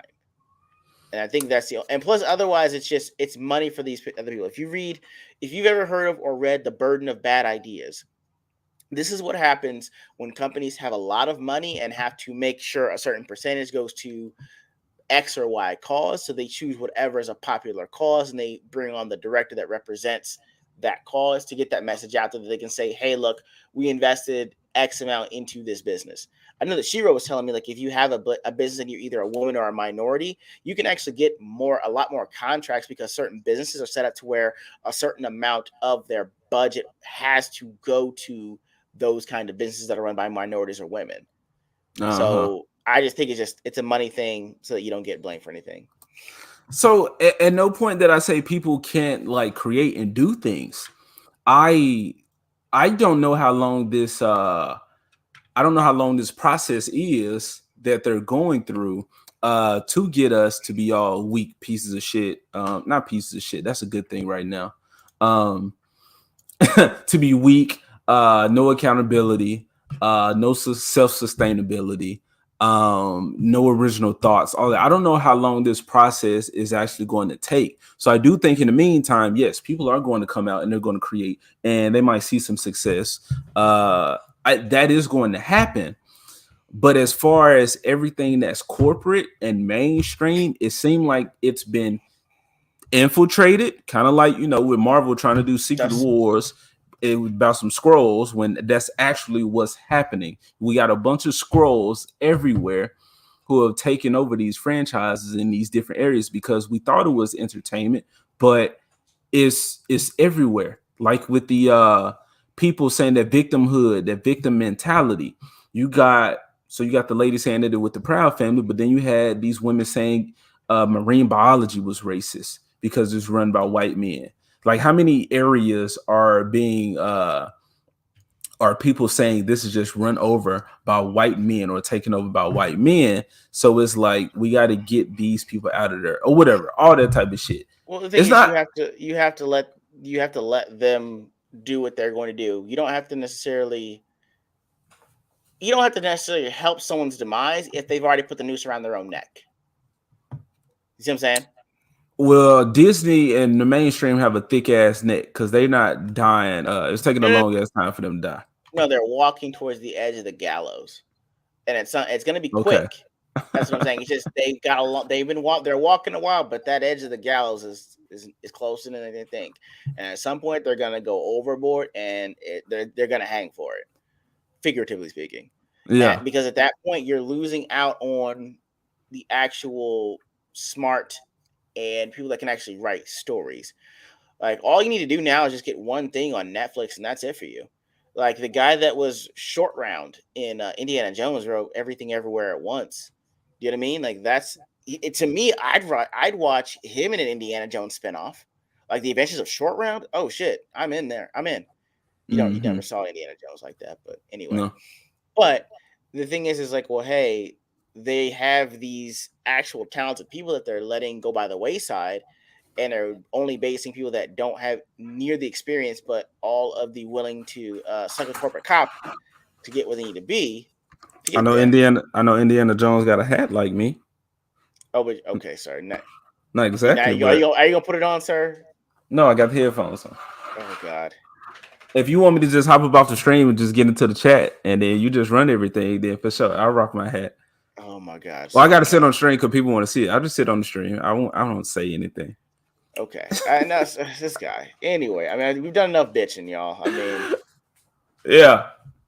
We get to what we actually came to talk to y'all about. Now, y'all are 75 minutes in. Thank y'all for rocking with us while we get to the thing that we actually wanted to be excited to talk to y'all about. This man just took the article off. I wanted to finish that article, but he didn't. Doing it? He didn't remove bro, it. I'm having trouble looking at this prostate. I'm having trouble looking at this prostate, man. Okay, I'm just now seeing it. I've been like, what the fuck, bro? Like, scroll down. Let me just go and get to the disrespect. Okay. All right. So he continued. Hold on. Is it up? Let me put it up. Okay. He continued. Even if they read the material in press, it was just a little too distant, both in concept, I think, in the way that characters were drawn, that they were portrayed, which they're all fucking regular humans. That's why there's no appeal to them, as we see here. It was much more of a science fiction. There you go. There you go. And Angus, to his credit, took it very seriously and genuinely and wanted to represent those characters as real characters. So they said, Angus, you do what we say now, okay? And we're gonna set you up. So he just said, hey, Angus did his job. We got his back. They holding up their end of the bargain. He got some work coming in the future. But the characters in Toy Story are much broader. And so I think there was a disconnect between what people wanted, expected, and what we were giving to them. Well, that's funny because children probably didn't expect shit. And if that was the target audience, then they should have, if they would have liked it, they would have just liked it based off of what it is. But yeah, this is my issue with Lightyear. You got this one white guy surrounded by brown folks, and you got a fucking old lady in here. You got Taika Waititi or whatever here, who is it, Kiki Palmer, which again, she's saying she pulling the shit with Proud Family, so she got work as long as she keeps saying and doing what they need her to do. She got work coming. And then this little weird ass cat, as opposed to some alien ass like Stitch creature with some appeal. But don't this been Stitch, bro? It could have been someone from the race that Stitch is. That'd have been cool. Look at this toe. Nah, that's too much crossover. Because then you got Lilo and Stitch crossing over with that's too much. Just some fucking little alien creature on some planet, which they didn't even do like planet traversal in the movie. That wasn't a thing. So anyway, don't this look like a fucking white dude? I've caught the illegals. I'm sending them back now. That's what it looks like to me when I see this shit. All right. Then they started talking about this gay bill. All right. Anyway. So we done with that. Okay. You got thoughts on Lightyear, bro? And them calling us or people retarded if you didn't see this because it's science fiction. I would have wanted to see the focus groups for those kids because kids hurt your feelings. Yeah. Ooh, I would love to see that. You know what? See the focus group. I'm gonna talk outside of the stream. I will be able to perform that experiment. Okay. I'm gonna see who actually saw that movie and what they thought about it. Yeah, honestly, you should get you. It's gonna be weird. Like, hey, little boy, did you see Buzz Lightyear? What did you think? It's gonna be weird to ask you that, but you like Buzz Lightyear? Right. Want to go to infinity and beyond? Exactly. Ain't no way. There's no way to bring it to a child without a parent, like making a phone call. But yeah, it's like I think that the problem is that you wanted children to watch it. Like, as adults, we'll just watch about anything. But if you want my kid to go, then I gotta screen it. I gotta make sure at least the story will be understandable for them, or if they even want to see it. Like if you tell me a 9-year-old fell asleep on your movie, well, you got your answer, sir. Yeah, there's no appeal. Again, alien fucking characters would have did it. People loved Guardians of the Galaxy. That shit's making money. They pulling out Guardians of the Galaxy 3. Well, you could have had Guardians of the Galaxy 2.5 with Lightyear. Exactly. All right, now we don't have articles, y'all. We went to a rodeo. The shit was amazing. Ego, do you want to take it? I've been reading. I done read 2 fucking articles, or enough or whatever. I said I am done talking about articles. No, guys. So this was actually our second year. I'm tired of what Dave Chappelle said. Our black ass got to entertain these white folks. So I'm getting tired. I'm tired of tap dancing. I'm passing it to you. Let me put on the shoes with little bottle caps on them. Anyway. Wow, that's the first lottery a black person's won in a long time, Billy. Yes, and I'll probably still complain. Man, fuck you. Man, fuck you. Yes. Anyway, so this is the way it works. My wife Shiro used to actually work at the AT&T Center, and so she actually knows people that were there that are still there. And so if ever there's an event that that we can get tickets to, we'll usually go. And so we actually got tickets last year to the rodeo as well as this year. See, this man's whole attitude has changed already. And so for me it was just go ahead. Did you pull up Joker Voice's face? I mean, comment. Oh no, I thought you did that. No, I did. Did you see this shit? What, you've been to a rodeo? One of the worst experiences I've ever had. How, sir? How? We thought you were one of the cool ones. Get out of here, Joker. Rodeo is Take always a good that time. mod away. Take his mod privileges away. I don't know. You take away that wrench, gonna come with a crowbar. So let him have it. Let him have it. I don't want to get him with a crowbar. You right. No. So for me, anytime to just be entertaining and go out there is a good time for me. But we went there. We saw some of the livestock shows, and something that I thought was terrible as a few years ago, but now is awesome. Is cowboy hats and belt buckles that could double as an. Okay, I'm in for that. That's it. I love mutton busting now. Like I used to hate it a few years ago. I went to my a rodeo like 10, 15 years ago, but mutton busting is hilarious. Mutton busting is basically like bull riding for like 7-year-olds. Basically, you strap a 7-year-old to a sheep and tell the child to hold on for dear life, and the sheep just takes off, and the kid just holds on till they fall off. And the funny thing is, like, these kids got on hockey helmets, like it's go time. And so even though they fall off, they wave with the crowd, and there's a winner at the end while they get to the winner basically holds on the longest. And so we watched that. We would have the Bucking Bronco, the Mustangs, and even bull riding. For the women, they'd have barrel racing, which was really cool. And so for me, I actually liked the fact that we're in Texas, we're in a military town, but we still got country roots. And so everyone that came out that could have been there was there. And so the irony is, I'm gonna show y'all. Give me 1 second here. We'll go off camera while I find this.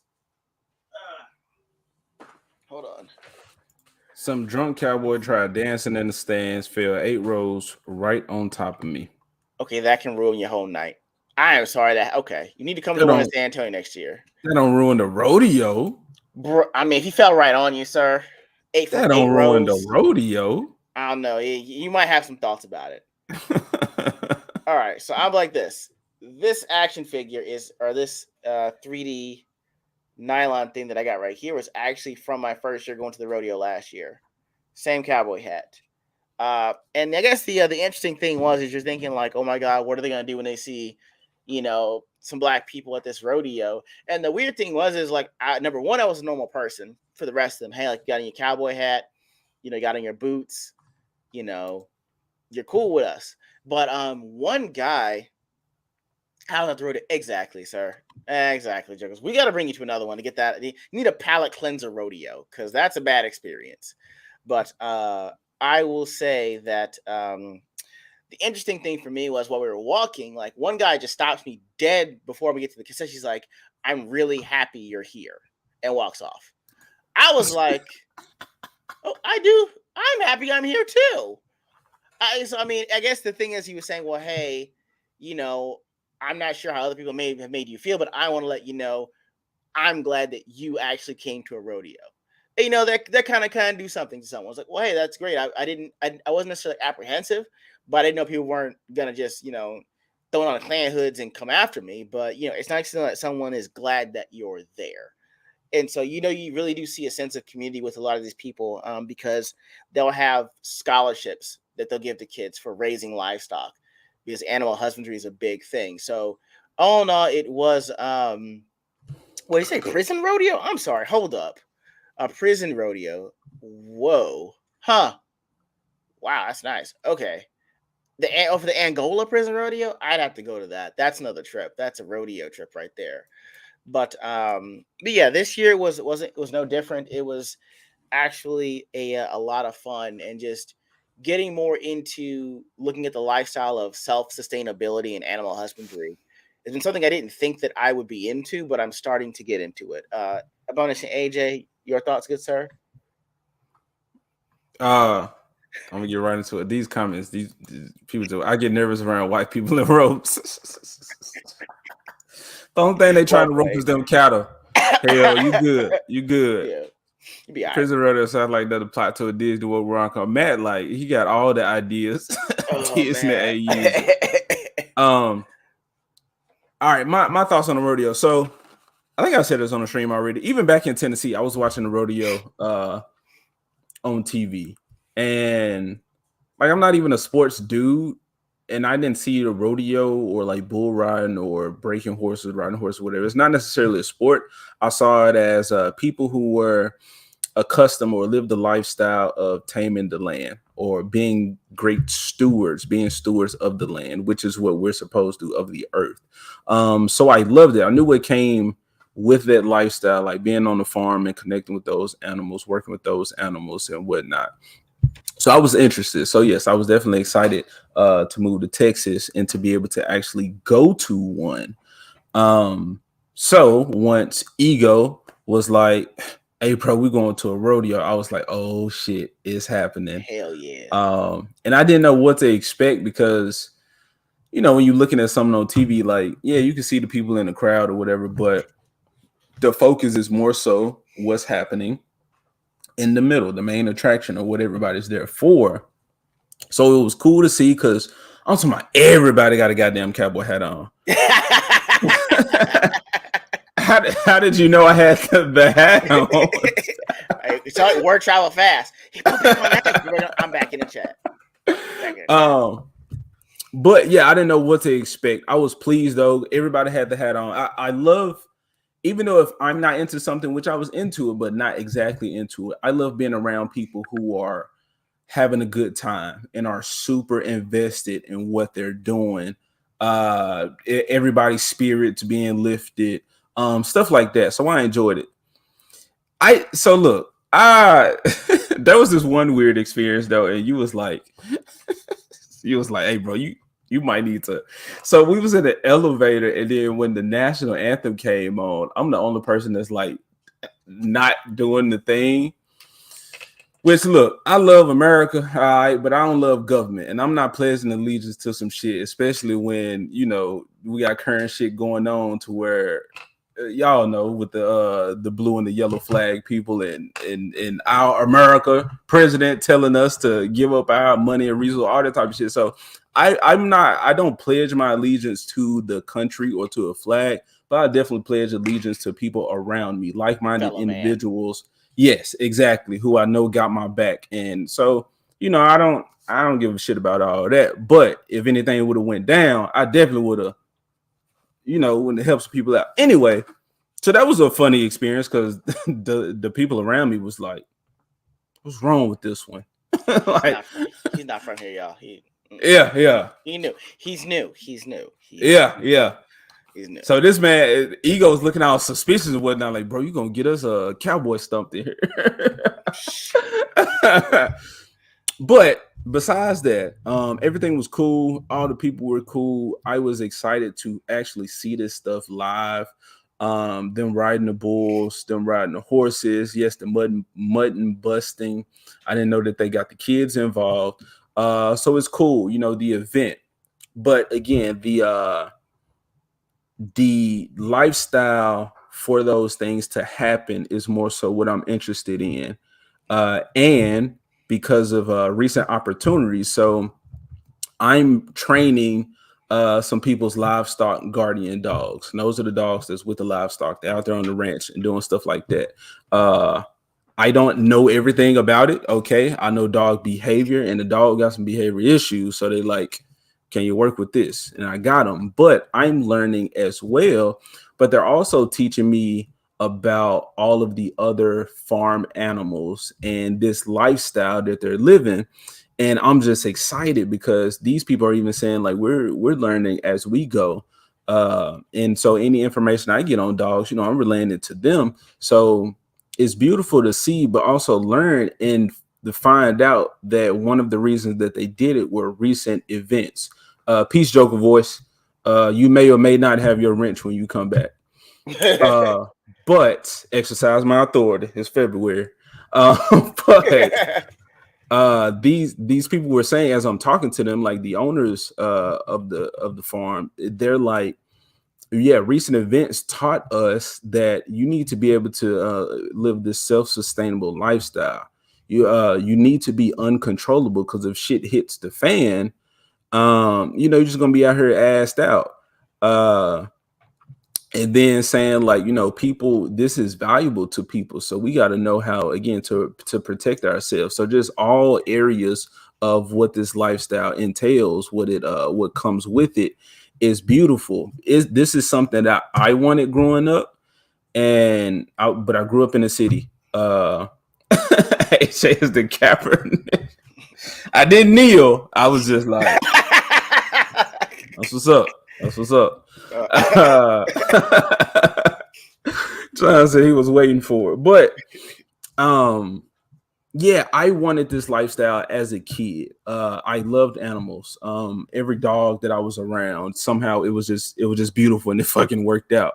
So I kind of already had that stuff in me, but I was in the city, and my parents weren't really teaching this. Again, they teaching us how to grow your own food and shit on the farm. So stuff like that. These are the things that I wanted, and that me and my wife see valuable, and that we want for our possible future kids. So to see that these people are actually living that, and then now we're able to absorb and soak up that knowledge and then pass it on, to use it and pass it on. All of this shit has just been beautiful. It's been amazing. And I will earn my hat. That horse at the on the farm, I will ride it, because she don't let nobody ride her except for one person. But I'm gonna be determined. yes, sir. So I'm gonna be riding on that. And then I'm This gonna have a dog that I'm training, both on them right next to This me, man riding the said perimeter. this man said he want a live action role play Red Dead Redemption. Yes, sir. I don't want to have to shoot nobody. Now, I don't know, man. Now, boy, but you gonna have a but you gonna have a 6-shooter on your hip. I might. I'm gonna get good with it. I know. But yeah. So I will say that for me, as far as the lifestyle of that is more so, I saw how people react. There's two things. Number one, Yellowstone proves the point that people just see your poultry, your milk, and the rest of your goods in a grocery store and don't really ask or care to understand where it came from, or all of the work that went into it getting to your shelf. Yeah. And so once you know when you've seen something go from farm to table, you have a better appreciation for the farm, and you're more grateful that it's at your table, because there's a chance that something could have happened and you don't have these goods that you do. The other thing was the fact that again, I'm a doctor, but some of the dumbest people I know are doctors and can be executives and things like that. And you figure out that, bureaucrats or people that have, literally table power are the ones that make a lot of the decisions that affect our day-to-day lives and even our government. And so with me understanding that people are dumb, and as long as the decisions they're making doesn't directly affect them, why should they care? If things go left, I want to be able to, like we talked about this, I want to be able to know how to purify water if we have to be out in the forest or the woods for some time. I want to be able to start a fire. I want to be able to have an evacuation plan. I want to be able to know how to defend myself, and not just with a gun, but to have the situation awareness to the point where I may not have to use it. And so take the spur off the boot and throw it in somebody's eye. I mean, I don't know. I might need that for the horse. I got a bow and arrow. I'll pull a bow and arrow out. I'm the I's the cowboy and the Indian. You know what I'm saying? Woo, woo, woo, partner, bam. Or just hook kicking with the spur on the boot. I'll hook kicking with the spur. There you go. For X me, kick. Yeah. I mean, hold on. Yes, a doctor is an expensive piece of paper. It can be applied to exactly, like people in my field that are like doing the they're not techs, but they're more like instrument specialists. They'll ask me like, "Hey, should I even get and before they can say the word doctor, I say, do not do that. It's expensive. It doesn't necessarily it's going to give you more money, but you'll have a lot more debt. So it's going to be a wash in that regard. And you're actually doing better than I am. Like between all of us on this chat, I owe $500,000 in student loans. This shit is ridiculous. And I'm probably never going to be able to pay that off. The best I can do is make whatever minimum payments I can and kind of hope that I'll hit the lottery. So me knowing that, I wouldn't want to put someone else in that position that shit hits the fan. Yeah, and we don't have to pay anything back. But yeah, and in that case, it's like, well, hey, if that's the case, and money isn't the thing that is the gold standard, so to speak, it's going to have to be what skill do you bring to the table for survival. You want to be able to read a map, start a fire, defend yourself, make a bow and arrow, or make ammunition, or at least know what plants are safe to eat if it comes to it. So, in a world where your doctorate don't mean shit, what skills do you have? And so, over in 2020 showed me that too. It's like, well, hey, I really need to have some life skills. So it's great that we've met together so that we can kind of blend what we know. You know what I'm saying? Like, hey, I can say, hey, this is a pattern for that. You can say, well, hey, I see this out in the field. And so, it winds up working out for both of us that we can learn from each other in that way. And so if shit went left, I'm confident that, hey, yeah, Abomination Age is on my team. He knows animal behavior. He's got dogs that can either be a forewarning because they hear and see better than I do, and he's got them trained to either attack, heal, or whatnot.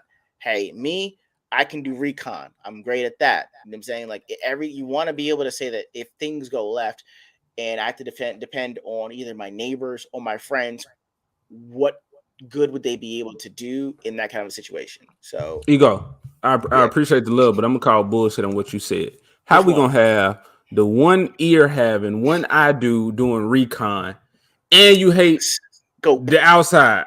Scope. I got scope. Hey, this Scope dude and hate camouflage. Scope and camouflage.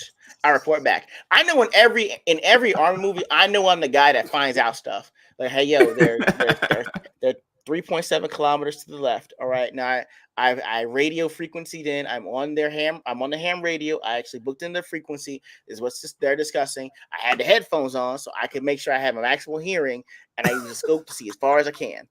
Now, night vision, I don't do night vision.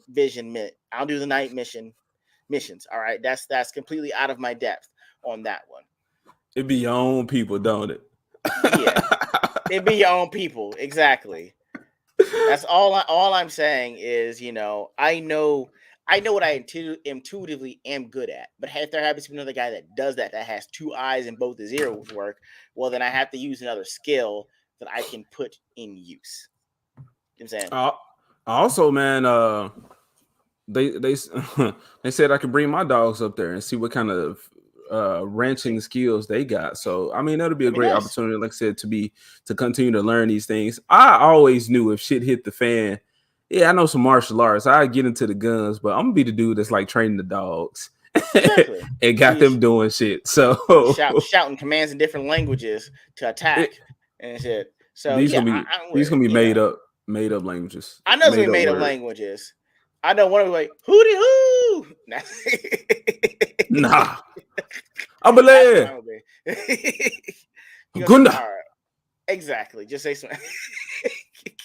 Achuki. I can see that. I will say we forgot to talk about this. So, in the midst of us being at the rodeo this year, Leonard Skinner was the headline performer. And so, after the bull riding, which is usually the last event of the night, Leonard Skinner got on stage. So, I'm going to preface by saying I maybe had one too many rhinestone cowgirls that night, and the inner hillbilly of me came out. And I'm going to let y'all say what happened. If we get a copyright claim for this, I'm gonna say y'all can kiss my ass, but it probably is gonna be worth it. Y'all check this out. This is what happened when the song came on. When I was young, come sit beside me. My own son, and listen closely to what I say. And if you do this, can help you someday. And it's the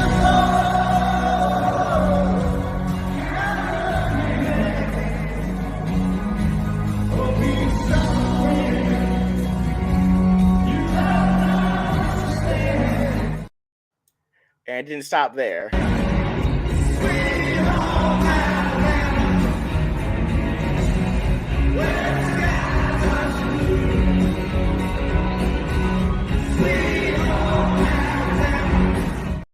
So yeah, my my inner hillbilly just came out. I was waiting all night for that song to come. I was like, I know these two songs, and I'm gonna sing the shit out of them. Yeah, I think Superman. the mic mean to say uncomfortable. I wasn't. I was. Yeah, I was happy. I was like, okay, exactly. He said, I say, hey, bro, you listen to Leonard Skinner? Like, I've heard of them, but I I fucks didn't with listen to them. Skinner. And he was like, bro, I'm waiting on these 2 songs. he said Sweet Home Alabama, and then the other one, which somebody said, A Simple Kind of Man. So he was like, I'm waiting on those 2. And I was like, okay, I hope you get to hear them. And no, I wasn't uncomfortable. I was just like, well, the white filming them. That's what it is. But look at that. Oh man, brother, testify. Exactly. Yeah, uncomfortable. Beautiful ego. That's beautiful. Nah, this man, he was loving it. And yeah, I was loving him loving it. It's like this Negro over here. Man, look, no, let them have it fun, man. Look at that, Zach's fire. That's what it's about. So all of y'all like, oh shit, like he was really enjoying himself. That's how I was. And I was just like, oh snap, there's a camera. There's a camera on me. Don't make it look too obvious. I think I made it obvious though that I knew there was a camera. Ego is living his best life. Yeah, man, that shit was beautiful. Yeah. And I'm very blessed to meet this dude and his wife.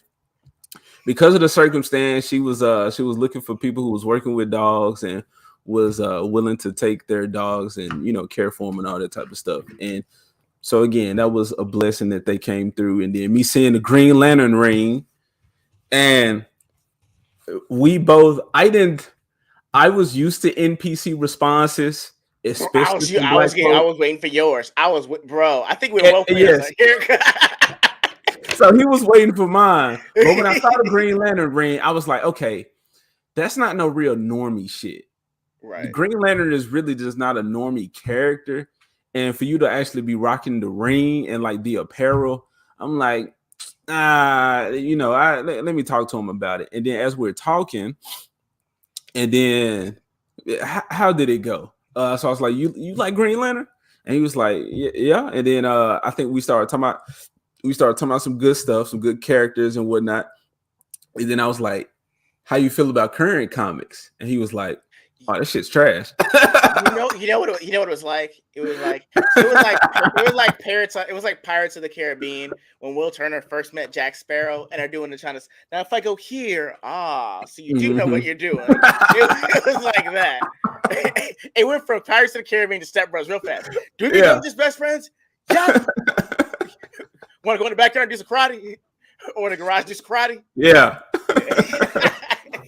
So that's what it was, and then Ego was like, hey man, if you think the current entertainment or like MCU like comics suck, he was like, you should check out. And he started naming off characters like geeks and gamers. I think he said Neurotic, and then he said like and Eric July, and I said Young Ripper, and he was like, yeah. So we we was on the same page with that one. So I was like, oh, okay, this man, he might be this a real one right here. So yes, we're few and far in between. So it was beautiful to have that moment within somebody who actually loves these things. Let me read these comments. Oh, so go ahead. Yeah, you was pulling them up, but I was pulling them. Go ahead, man. Go pull them. John said, "Eagles just one Confederate flag away from this being a meme." I say how y'all treated Kanye West, so that the flag is out for me. I saw how you did Kanye. No, thank you. You gonna come with the hooded outfit? The best I can do is roll. Best I can do is roll tide. That's awesome. Best I can. That's as southern as I can get with it. That's the whitest thing I've ever seen. Cannoli, do your people beef with these whites? how they go? I'm not a history buff. Vex, LOL, she laughing. Oh man, yeah, it was a good time, and that was the thing is it was kind of hard to tell because of the acoustics. Like it's a stadium, but it's not like a theater, so I couldn't really hear. And I actually had my earplugs. That's what's hanging on my neck. I had them in for most of it, so I couldn't tell what they were playing because of the acoustics and me having the earplugs in. So I had to take them out to make sure I even heard Simple Man and Sweet Home Alabama. But I think they did sing those songs. I feel like Will Smith and Men in Black, when all the dudes were talking, and then he was like looking at the screen, and he was trying to talk to them, and then they wasn't listening. He said, "Hey, old guys." Yes, that's a lot of the time because Matt asked it, and I don't know how old you are, but grumpy old vaping, like it's in the title. But did they do Freebird? Did they play the last rebel? They like, oh my goodness, what was your experience? I'm pretty sure they did play. The thing is, Shiro was the one going in on it because she was saying that when she used to live in South Carolina when she was 20, all of her friends there were in their 40s, so they would go to Leonard Skinner concerts, and so like she was singing all the songs. I didn't know she was down with the Skinner like that, but yeah. So all I knew was when Simple Man and Sweet Home Alabama, I was ready. I waited all night for that. Yeah. Ego rocks out as AJ acts like Arthur Morgan. Yeah, man, I'm Arthur. I don't need the skin tone. I'm Arthur through and through. I'm a good man. I just done some bad things. Yeah. I kid, but Ego that made my Southern boy heart happy. Skinner is my dad's favorite band. I listened to them a lot growing up. Y'all, I added them to the playlist after that though. So I'm educating myself. Oh, word. That's what this is about. That's what community about, man. Learning from Indeed. people. That's the most beautiful love story I've ever heard. Yes. Yes, it was. Shit. Oh man. Hell, Lord. I came across AJ and Ego at the meetup with G&G. I subbed that day. Bro, that was a beautiful day. And we just kept running into drunk. We was on like a few streams, I think, with I know I was up there with Krista and Steph, but we just kept running into drunk, and it was like I was like, "Dang, this man gonna think we following him, like we trying to clout chase or, like all that." And I promise you, I wasn't. But it's like the opportunity just kept presenting itself, and drunk was like, "Bro, plug your channel, talk to the people," and I was like, "Okay, you told me to, you asked for it." Then he was like, "This begging ass dude, begging for subscribers." He didn't curse like that, but yeah. AJ was showing off his art. I still remember. Yeah, that's when I was up there on their stream, and then I was on the other members. Then yeah, man, me knows people. Ryan. Oh, man, fucking Ryan. I will say we're actually skipping over a crucial part of even the rodeo story, which is what happened? Oh, the hat, sir. This man was like, "I don't need a cowboy hat. I don't need a cowboy." I was like, "Sir, no. You need a cowboy hat." First of all, he didn't even know the material was this, right? No. So I'm like, "Yeah, we gotta get a cowboy hat, right?" He's like, "Man, all right, fine." So we get a cowboy hat, right? You gotta tell the story that Shiro won't let us live bro, down. I'm building up to it, bro. I'm ahead of you on that one. So whatchamacallit? So what happens is this man gets a cowboy hat, and I swear to God, the minute he puts this thing on, whole attitude changed. This man pulled down his little whatever band he had, hold up his hair, he took it out, just shook it free like that.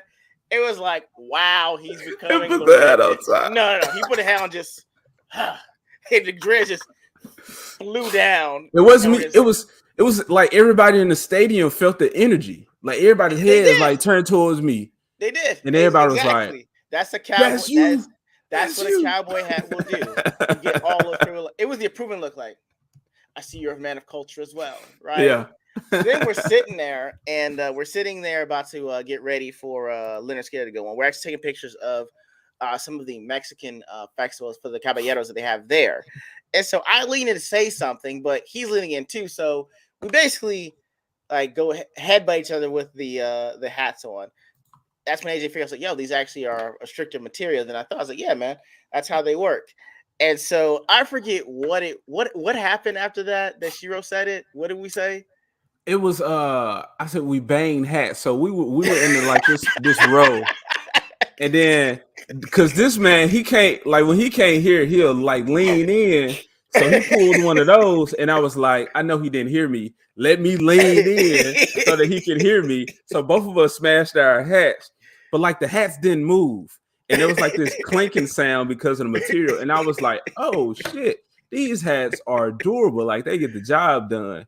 And then as I say it over there to her, she was like, "What? Y'all clanking hats now?" You bang hats. You banged hats. There you go. And yeah, and I think it was a situation about us not like wanting to drink the same drink. And she's like, "You might as well, your boyfriend and girlfriend, you banged hats already." Yeah. I'm like, "See there." Basically, she was like, "Gay."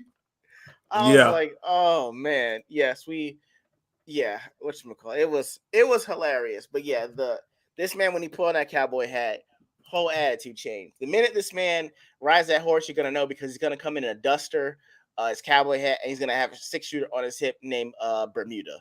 So when y'all see that, he's officially reached, his power level is over 3,000. No, I'm gonna name my gun Balto. It's gotta be a wolf, some kind of wolf character name. This guy. AJ, my fave Skinner song is "Give Me 3 Steps." This story about a guy who danced with another man's wife, and the husband shows up and tries to shoot him. All right, let me look that up right now. Y'all, if YouTube wasn't so restrictive, I bumped this right now. Give me 3 steps. You know what? Actually, let me look it up on my phone instead. Okay. All right. So I mean, are we headbangers? Headbangers. Yeah. Y'all are coming through with the jokes today. Damn. What up, memes? Hold on. Why can't I see this comment? Okay. Something weird was happening. All right, take that picture. Means instruction. Thank you for joining us this evening. But yeah, that's pretty much how it was that was actually a really good night. It was hilarious and a lot of fun, man. We bumped just the tips. Unfortunately.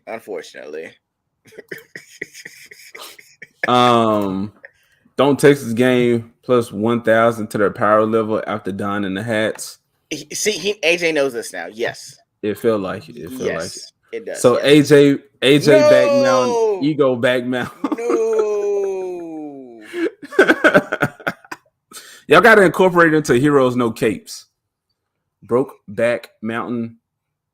No cape mountain. No cape mountain. Damn. Check your DMs, AJ. Grumpy, what do you got for me, man? No capes for just the tips. No, oh my god. I hate I gotta hold these headphones up though. That's fine. So you're like a musician now. You're trying to tap into your musicality. It's okay. I said I gotta blackify the cowboy get up, but not with the DJ headphones. You urban cowboy now. You were. That's not me. Oh snap. Well, what you got? Oh snap. We gotta improve our camera quality. What's it? You got it? What you got? Ego back mountain. Well, no, he by himself. So who is it?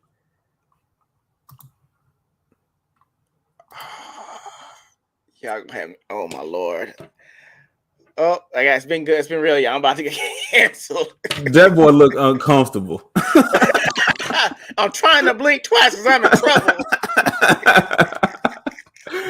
Heroes with hold on. All right. Just hats, no capes. Heroes with hats. No Heroes with hats, no capes. Oh, okay, man, maybe. Look like a rodeo DJ. Yeah, I ain't trying to do that. I think I'm like these goddamn came and DJ Ronnie G, good evening, gentlemen and chat. What up, man? We're just having fun. You see us with these cowboy hats Thank on. you for joining us. Then they laughing. Yeah, we got anything else on this? We're all going to hell. It's gonna be hell on earth before it's an afterlife. So that's true. At least we'll get acquainted before we get there. Oh, you made it too. It'd be a party at that point. With a whole dance in the flames. Whatever. Hold down in the flames. Have a hold down. That's pretty much what we got for that one. I mean, we can go on to the next topic on there then, our last topic for the evening. Okay. He said, yeehaw. Yeah, Punkwater was talking about he had a hat. I got to see the hats. Y'all, when we're doing the Texas meetup, everybody in Texas. Texas is huge. Cannoli, you have to slide over here, man. Slide across the states. Get it over here. Exactly. Oh, shit. That's awesome. Okay, hold on. Let me... I actually sent you one? No, John A. Douglas did this one. Hold on. Let me see if I can find it real quick. Okay, this is okay. This is well played. All right, so I can find it here. Okay, that's let me see if I can get it up here. Well played, John A. Douglas. Well played. Let me see. Let me full screen. You should have put me right here, John. Should have made me Native American. played, y'all. That Miss Douglas, that's hilarious as shit. Well played, sir. Well played. That man about this life. But anyway, so yeah, Okay, please, John said he please, next yeah. door. They coming to the pull up. Pull up. Yes, yes. We'll Yep. figure out something going around that time. But yeah, y'all pull up. But yeah, definitely I'm in for that. But yeah, what do we get? So give the instructions for the last stream, good sir. I don't know, y'all. So okay, if you seen Got Code, there's a segment called Good Ass Night. And so we're trying to geekify that. We're trying to give you the nerd version of that. I don't need these headphones right now, but so we're trying to give y'all that version of that. So me and Ego doing it right now. But if we ever have guests come through, we want to ask them, what do you consider a good ass night? Meaning, what type of we grown folks now, so what drink you got, what smoke you got a honey with you, your wife, you're married, or is this some little tenderoni, your thing you got little with you. tenderoni. I can't even think of a word to say. I be feeling old, bro. I don't know what they call them. You just call me these yo. days. You old too now. Yeah, tenderoni. Go ahead. A Be little old with bit, us. yeah. But what's something that you're gonna put on that's gonna be entertaining? You enjoy some great entertainment. Cartoon, I don't mean cartoon, but I mean like series, movie, not necessarily a book, something like that. But we're figuring it out. But it's just a question, just to present to people. So, our picks for a good ass night, starting with me, was Scooby-Doo on Zombie Island. I can watch this movie countless times. I grew up with this movie. It took the Scooby-Doo story to a whole new level, because although I do love Scooby-Doo, I don't necessarily care for the what am I trying to say? Like the formula of it every time, is very predictable. So I like the elements of it. I love a pup named Scooby Doo, but Scooby Doo on Zombie Island took that, and my issues that I did have with the series, it just fixed them. And it was like, what if shit gets real for a minute? How do these meddling teens handle that when they're thrown into these situations where it's probably not a man behind the mask when it comes to this monster or this entity? So Scooby-Doo on Zombie Island is my pick for a good ass night. And Ego watched it because he actually hadn't watched it before. So what are your thoughts on this, sir? Do you agree with me that is a great contender for a good ass geek night? It actually was. I mean, and the thing is, I don't think I'd ever seen it before, so it was my first time seeing it as an adult, and only kind of I can only guess what it was like for you as a kid, because it was really solid. When I was looking at some of the backstory behind this movie, like for instance, this was actually a failed SWAT cast script that wound up being in Scooby Doo. And so, first of all, I was like, damn, I love SWATcast as a kid. That was my show. So they're like, well, hey, it didn't work for SWATcast, maybe it can work for Scooby-Doo. On top of the fact that they tried making these movies before and they weren't that great. But once Cartoon Network, the event of Cartoon Network came on, they were like, well, hey, we're running reruns of Johnny Quest from the 60s, and the Jetsons, the Flintstones. Kids are watching it.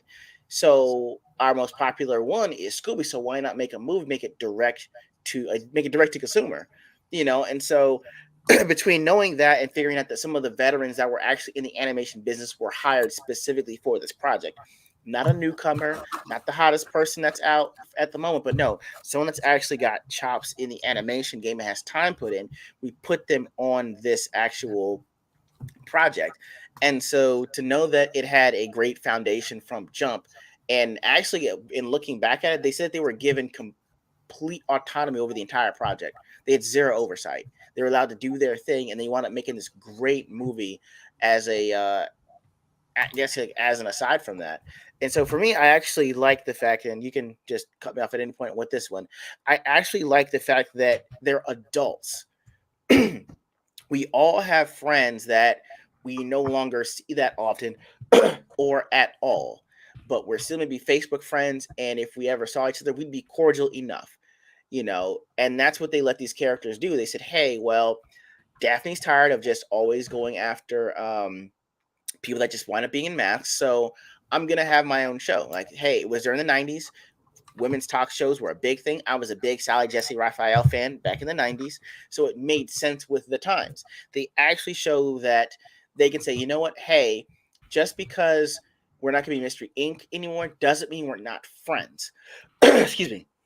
They allowed Daphne to be someone that's ambitious, that can have her own show. Fred actually gets to be a producer and a protector of Daphne, and he's also going to want the best for her brand. It shows that Velma isn't a snarky asshole. She's someone that can immerse herself in the mystery world because her greatest superpower is her mind. So why not go to that place while I'm reading mystery books? So I'm going to have my own bookshop. And Shaggy and Scooby, from what AJ told me, they're rich. So it's like, well, hey, let's get this government check. All we need is a little money to get our food and chill out. And so they're like, hey, let's get the gang back together for Daphne's birthday. Everyone's like, oh, that's a great idea. It's a pull-up. The movie's literally a mystery pull-up.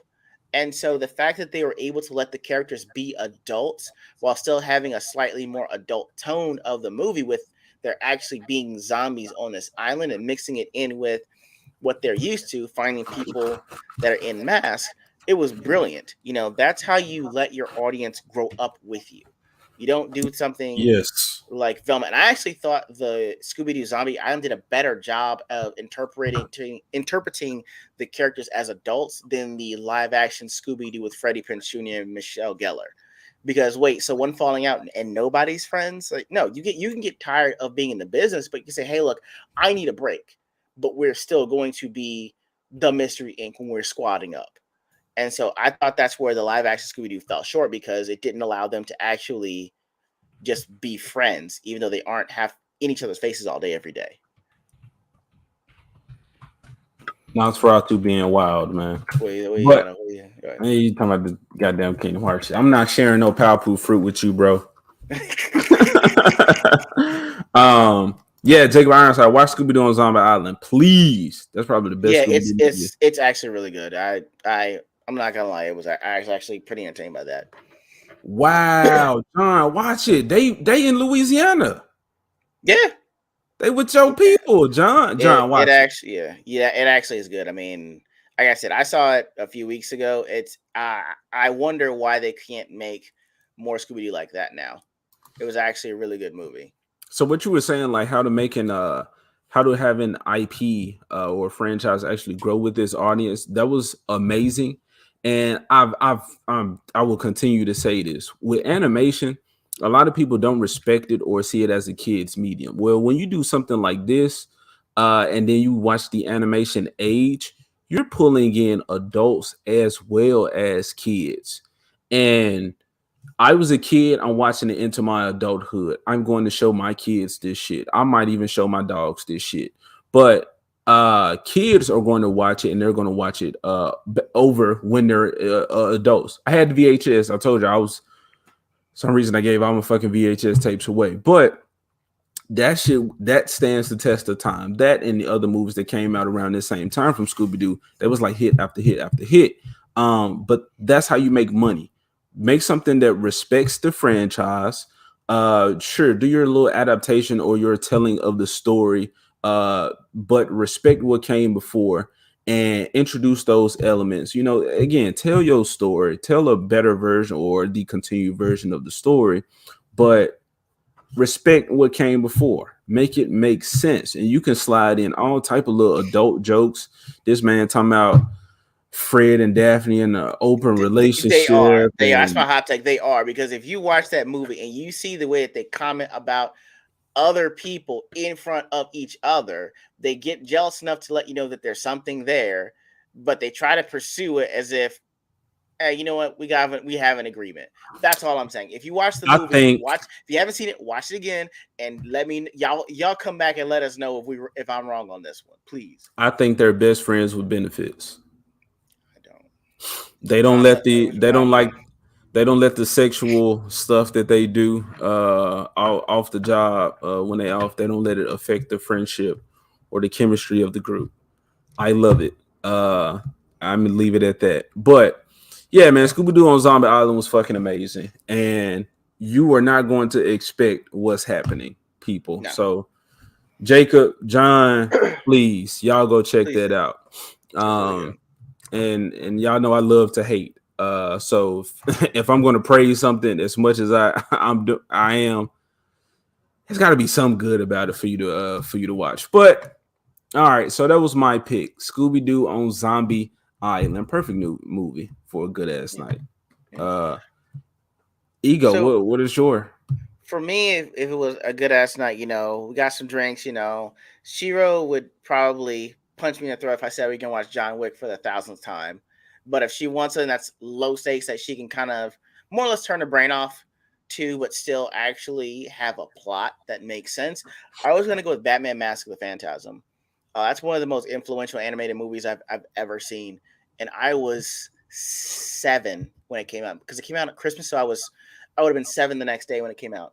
And so if you haven't seen it, it was actually one of the first Batman movies that they ever made from the animated series. And I heard that they tried to make this after the first season of Batman, the animated series. So they had, and it was so good. They're like, yeah, we need to make a movie and capitalize on this right now. And so the other thing was the fact that they actually made this movie within a year when typically you're given 2 years to make this. And so, with having, you've got Mark Hamill on, you've got, oh God, what's the voice for Batman? I'm tripping right now. Tripping, Kevin Conroy. Kevin Conroy. I knew it was a Kevin. Kevin Conroy on there. Good God. And to have them in there to agree to do a movie after the first season, which means it's something palpable that they could have had. And so, in watching this, you actually, the sound, especially the fact they actually put voice to the dun dun dun dun. I don't even know what they're saying, but it's palpable that in the first minute and a half they don't even show anybody. It's just the skyline of Gotham. And when you look at the info about, it's based in the 1940s, which means you've got these old-timey cars, you've got everyone's wearing a suit and tie, the women looking like straight up dames in the movie. We said whatchamacallit, that the actual Phantasm, Andrea Beaumont, thick as Andrea, hell. she was Thick as thick. hell. She was thick. thick. Had that tiny waist, but yeah, she was a little busty up here. Thicker And than once you get past that waist, them thing pop. mm, I see why Bruce fell in love. Bruce got that life. Bruce was like, "Yo, mom and pops, look, I didn't mean to be this happy, but guys, I mean, you ain't met Miss Beaumont, you know what I'm saying?" The So Art Deco style, yeah, that shit was beautiful. and atomic guns, yes. And so for me, I really enjoyed the fact that, and it helps that AJ actually saw the Batman with me, so we both understood this perspective. It oscillates perfectly between 10 years and the present day for Batman. And this is the Batman where like he isn't even Batman yet. He's just trying to figure it out. He's wearing a crew neck, some joggers, and a The Scully. Scully. Yeah, I will tell you, Scully Bruce was throwing hands. I Scully like Bruce. Scully Bruce was about that action boss. And so in between him making the vow to his parents to avenge them, and 10 years later being Batman, a woman from his past that was influential in him becoming the Bat, reappears in his life. And so, there's a scene when they flash back 10 He's years grumpy. ago where he's actually about to ask Andrea Beaumont to marry him. And he actually learned this trick from Andrea of talking to your parents' graves, because hey, sometimes they talk back. It's a visual for you to say what's on your mind. And so he's crying and he's on the tombstone saying, "I'm sorry, I didn't think it would be this hard. I didn't expect to be happy."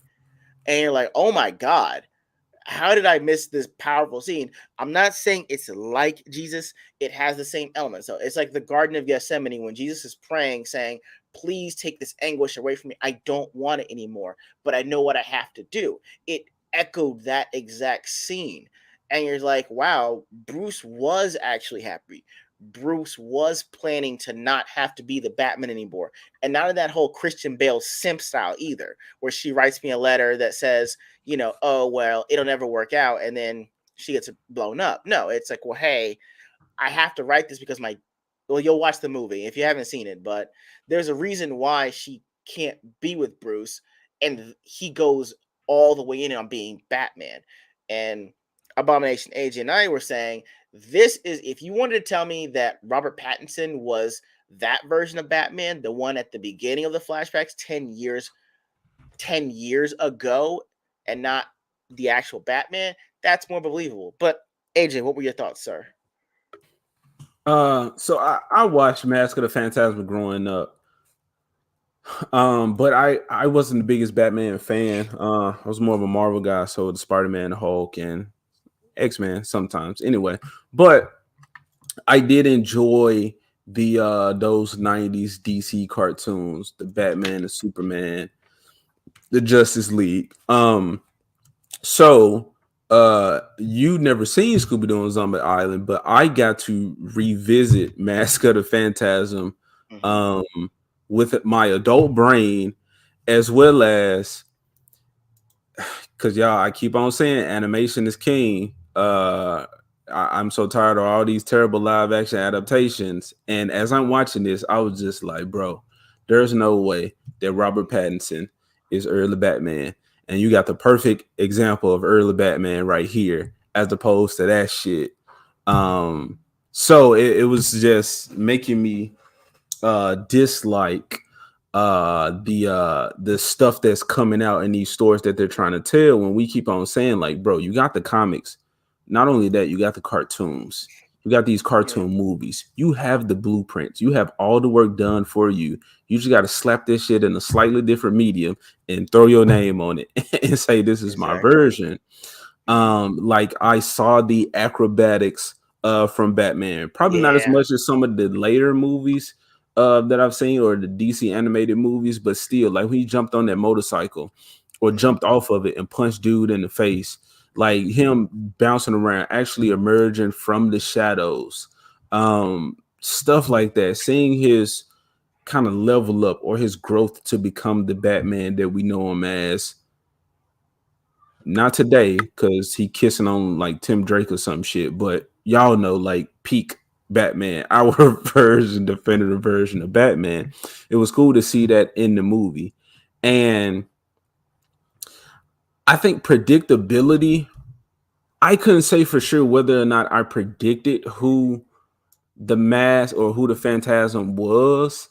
I really think that I was just watching the movie and I wasn't trying to solve the mystery beforehand. Right. I was just enjoying it and just watching what happened. Because I also was asking you, like, I was like, hold on, so Joker does have a backstory that you get to see in this movie. So this is another example of portraying or highlighting different characters, introducing multiple characters, but keeping it at a nice pace to where it actually works, and every individual character gets the screen time, enough screen time to make you care about them and want to see how this plays out. How do they connect with these other characters? And John was talking about the soundtrack.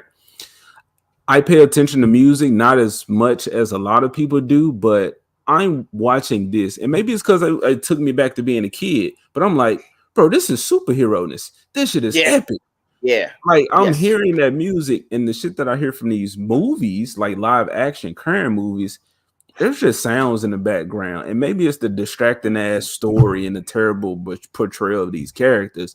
But as I'm watching Mask of the Phantasm, I'm like, I am pleased. I'm enjoying this. Yeah, it was great. And, it was, and the back and forth with Andrea actually made sense. yes. Now I did say that she made a huge ass leap when she saw him buy that tombstone, and she looked over, it said Wayne. Was that Bruce? So I feel like that was a big ass leap. But later on, as they actually kind of are in close proximity, it would make sense that, you know, you remember Bruce's facial structure, his voice. Like, you can't hide that voice from me, Bruce. So just certain things about him that if they were actually in love and spent that time together, that she would pick up on. So at some point it actually did make sense despite the the leap she made beforehand. I say she was spot on, man. That's me. I will say that, for me, it wasn't it was a credible leap because, like, hey, this is the exact same place where we met. The way you were standing over there and the way you kind of like ducked out is the same way. If she was Hmm. alone, as long as she said she was, that's the last imprint that's on her mind is that. So it would have maintained, and like, oh, this is, and you're watching me, the way you peeked around the corner, the way you tried to run away and scurry, and the fact that you weren't expecting me, so that your movements were real and raw. And so if I watch people the way that I say I do, I would have picked up on that. That's all I'm saying. And on top of that, oh, that what? Wait, was that Bruce? That was Bruce. So, even when they have their back and forth, he's like, "Hey, still letting your daddy run your life." She's like, "Hey, only person controlled by their parents is you, Bruce." I was like, "Yo, shots fired." It was. I was wondering why they never brought her into comics. I didn't need Harley Quinn to be in the comics. I want Mask of the Phantasm. That's an offshoot comic that I would read.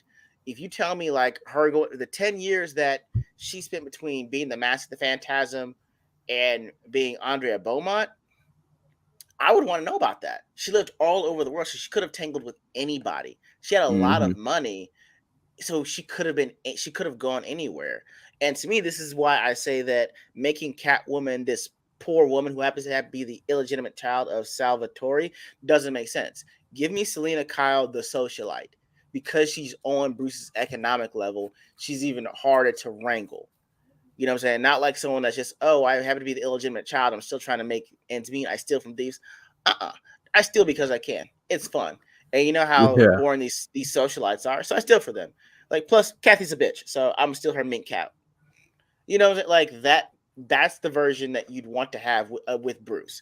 Not trying to put her with Harley Quinn because she's fucking nuts, but give me a version that's on his level. So I would want Andrea Beaumont to be a comic. I'd read that. Yeah, as well as they didn't focus a lot on how she became the Right. mask. Um, It's not important because it's not necessarily important. You know what I'm saying? it's In that regard. no, it's not necessarily important because hey, people do things, people have abilities, people have powers, or people make ways for them to have power. So you just kind of accept it. Would I like to see how?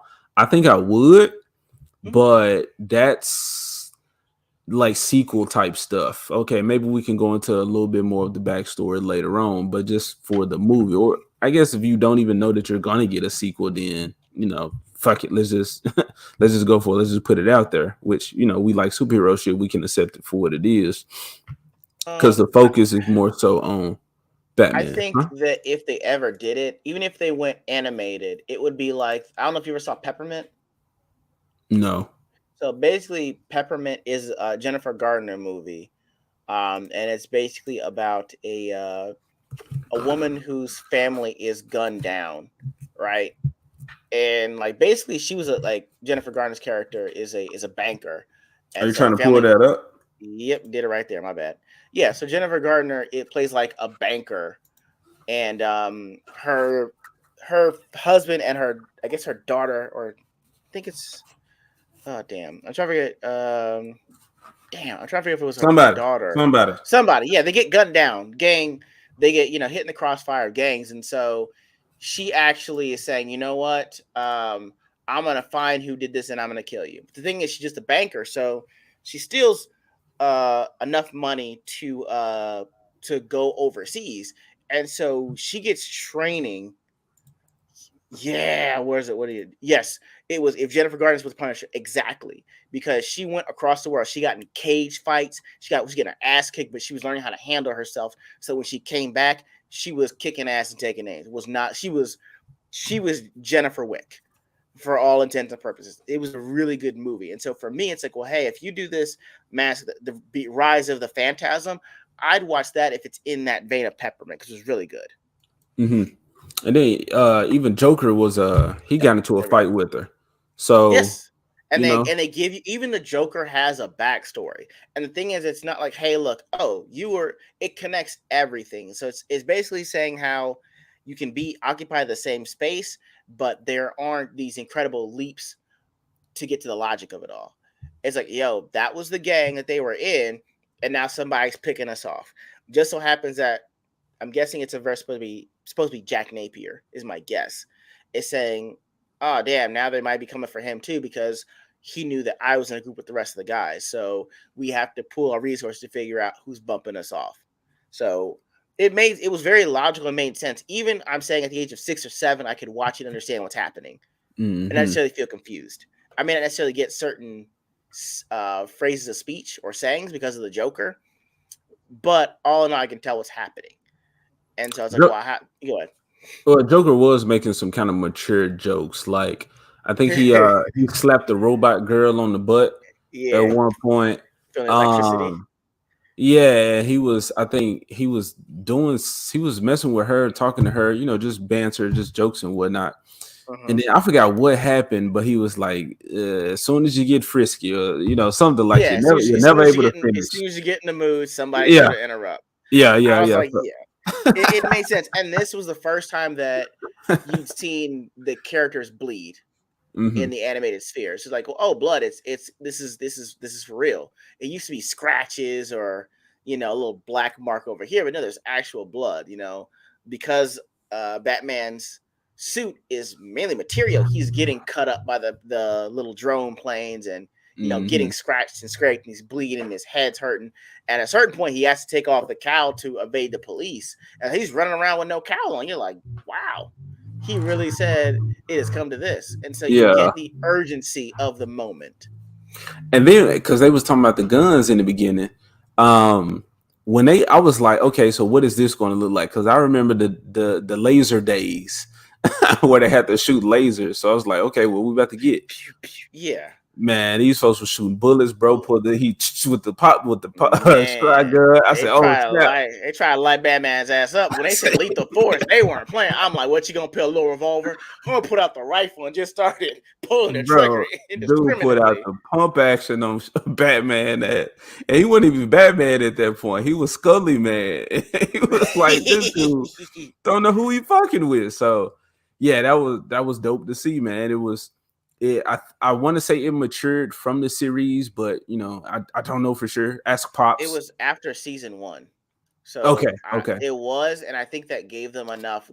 It laid enough groundwork for future Batman products, which is why you were encouraged as a kid, because you're like, wow, if that happened after season 1, well, then the next thing you got to make is great, and it was, and it kept getting to a point where I think peak animation for me was Justice League, just the show. When it got to Unlimited, it was for me. But once you had Justice League, that was the culmination of 10 years of backstory, of plots, of character development. And once you got it, you're like, oh my God. So, I mean, the, when they started doing the more of the animated movies, it was like, okay, I guess you're trying to grow with us. But I thought that the groundwork laid by Batman Mask of the Phantasm was what you needed. Like, if that movie's not made, I don't think we ever get the reception that we do from Batman the Animated Series, Superman, Justice League, and all the spinoffs that happened after that. Jacob asked, did y'all like Catwoman and Batman Year One comics movie? Jacob, I didn't read it, and I don't think I saw the movie. I saw the movie. I just can't remember which Catwoman they took from that. I just don't like poor Catwoman. That's Oh, I mean, Michelle Pfeiffer's the example, is the exception to the rule, and Batman Returns because it was Michelle Pfeiffer. But I haven't seen Long Halloween either.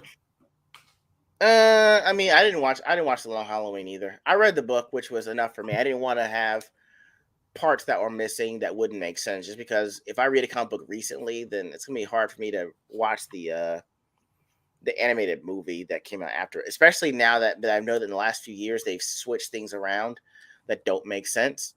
So, Batman Mr. Freeze subs it. Yes, that is also another good one. Yeah, like their interpretation of Mr. Freeze is some of the best, I guess, remix for a rebirth for a villain that I really enjoyed, giving him an actual motive for everything that he does.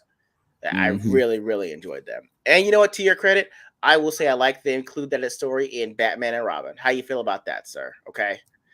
You said you would George, like to include that story in Batman and Robin? I liked the fact that they did include his backstory, Mr. Freeze's backstory with Arnold Oh. Schwarzenegger in Batman and Robin. I will give your movie some credit. We gotta give you some watch it. credit. I don't know if I want to watch it and make like a reaction video to it. Me We can do watching, it's a movie review. If anything, it'd be or a if it's movie me and review. you, we Yeah. actually on a separate day record a video reacting to it. That's fine. But yeah, this was another one of those movies again that I caught as a kid on TV.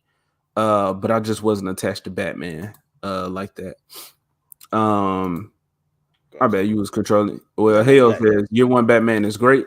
I'll check it out. I'll find it somewhere on Uh-huh. on the high seas. This was pulling up, John. Hot take. Harley Quinn and Batman is a more believable ship than Catwoman No. or I'll tell you what's a Talia. more believable ship with Harley Quinn is Booster Gold. And that's actually that's actually in comics print right now. That's more believable. A lovable loser and the girl that's bored crazy that actually has a project that she can actually fix. That's more believable than Batman with Harley Quinn.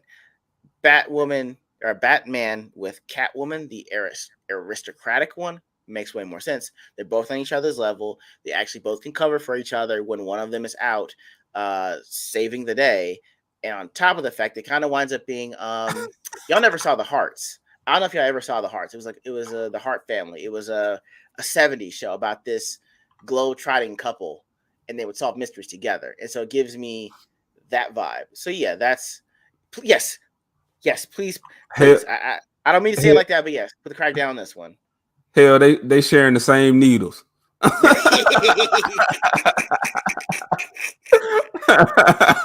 Yeah, there's no way. There are so many more relationships that work well for Batman than Harley Quinn. Like, even what you call it, if you give me Harley Quinn and Nightwing. Yeah, I can see that. I would prefer that to Batman, but I prefer Batman with Wonder Woman. Okay, you Jim Lee version. Okay, I like that. it makes sense. It would make sense. Okay, I can see that. Then they have a super fucking kid, but then he also smart. Like makes it'll make sense as to why Damian is badass at a young age instead of some cloning and weirdo type shit going on. If he's with who again? I'm sorry, you said who? Wonder Woman. Oh, okay. He's half Amazonian. Okay. I mean, it can make sense. Well, I mean, so in the other comics, Batman has a daughter with Catwoman that's Huntress.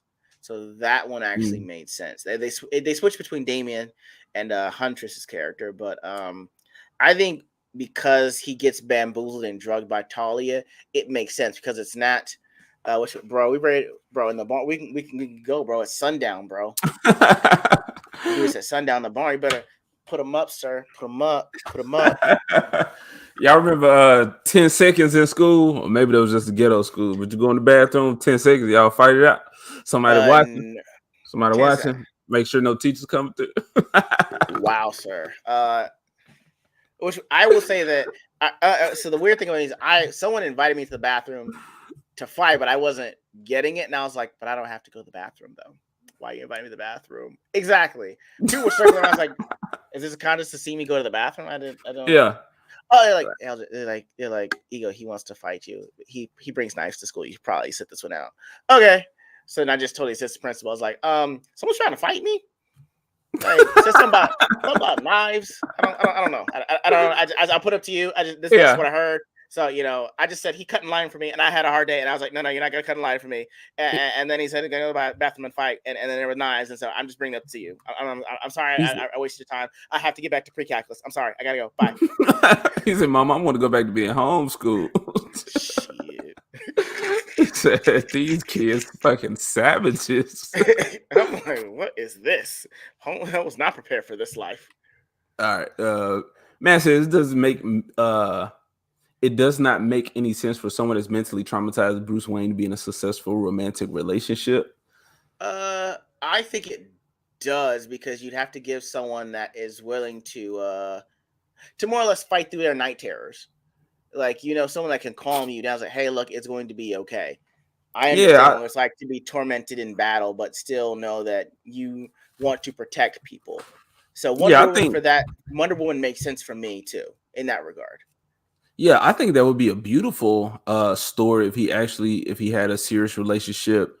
I think where you would see the trauma come in is him being overprotective of his child, because knowing that his parents were killed, he would kind of always be on the lookout to make sure his kids' parents aren't killed, because he don't want, not necessarily, I'm just thinking about this, but he wouldn't want the pressures of being Batman or this protector of Gotham on his kid necessarily, unless it was a kid like that had power or. But that's why I'm saying that's why it had to be Talia al Ghul, because she's the only one that would hide that from him, so that by the time that she brings it to him, he's 10 or 11, which means like all of his permanent attachments would have been formed before the age of 5. So you have to, now you're trying like, hey, I can't control this kid anymore, and he's your half, so you take care of him. So it's kind of like Boys in the Hood. He drops his ass off. Like, I'm gonna take you to your father. You're too much of a badass right now. Go to your father. But I mean, but that's how is like, hey, he's too much of a loose cannon at 10, so I have to bring him in. I have to make him Robin, because I can't trust that he'll do the right thing on his own. So I have to watch him, which is why it makes sense that that's Damian. Now, you're like, well, you're saying if he had a kid with Wonder Woman or with Selena Kyle, then you're right. He's going to be very overprotective and fearful that something happens to his kid, because, hey, I don't want you to have to be me. Like it was in Young Justice. She's like, why'd you train Robin so he could be like you? And he's like, no, it's so that he wouldn't be me. And it's got a parallel in this one too. All right, hit these comments. John says, think about it. Joker is Batman's opposite. So Harley is just Joker with tits. No. She's chaos to his order. Fuck no, John. Get out of here with that. Hell no. I will say that I did like the episode where she went crazy for a day and he still helped her and bought her clothes and everything like that. So she had it was like one bad day for her. I like that episode. Go ahead. Even Batman thinks him and Wonder Woman don't make sense. He says on Justice League. Even if he did, I think it would make sense. Push her away. I think it would make sense because of him not wanting his kid to go through that traumatic experience. He would be better paired up with somebody like Wonder Woman. So knowing his wife can defend herself, sure, there might be targets for attack or whatever, but he knows she's capable as opposed to him having to protect her, because he probably won't always. But yeah, and even she would never stop him from being Batman. Right, Bruce and Diana for the win. Let's make it happen. All right, now let's turn that into our own original story, people. Let's make it happen. Fuck these companies. Exactly.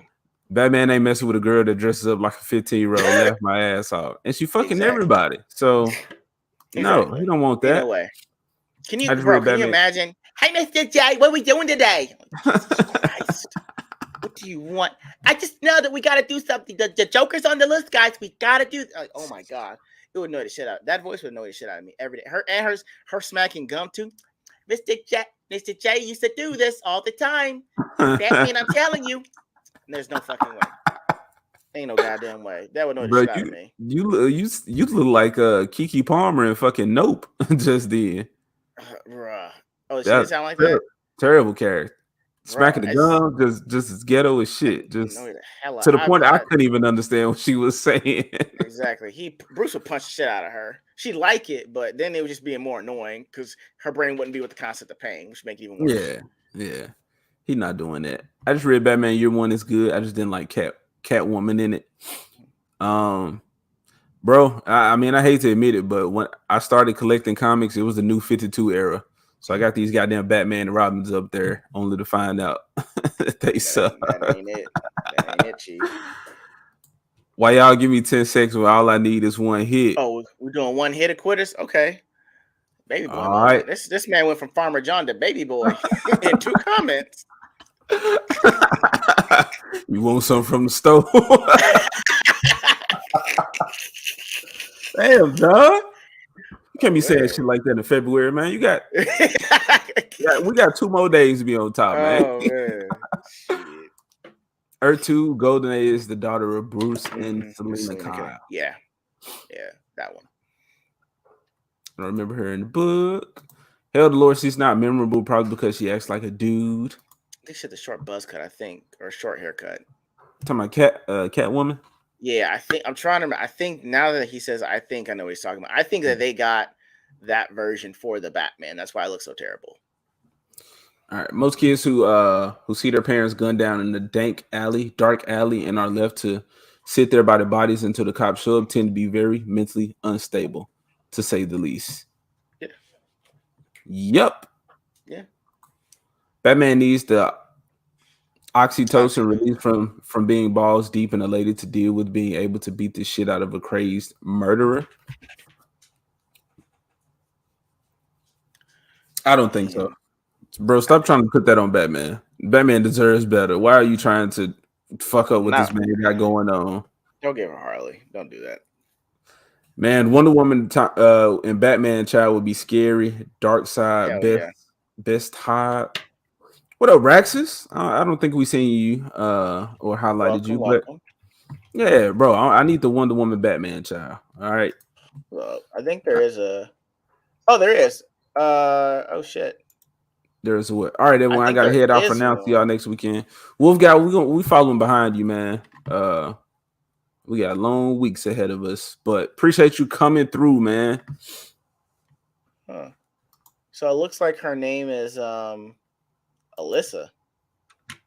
I guess I don't know what storyline this is from, but they do have a kid.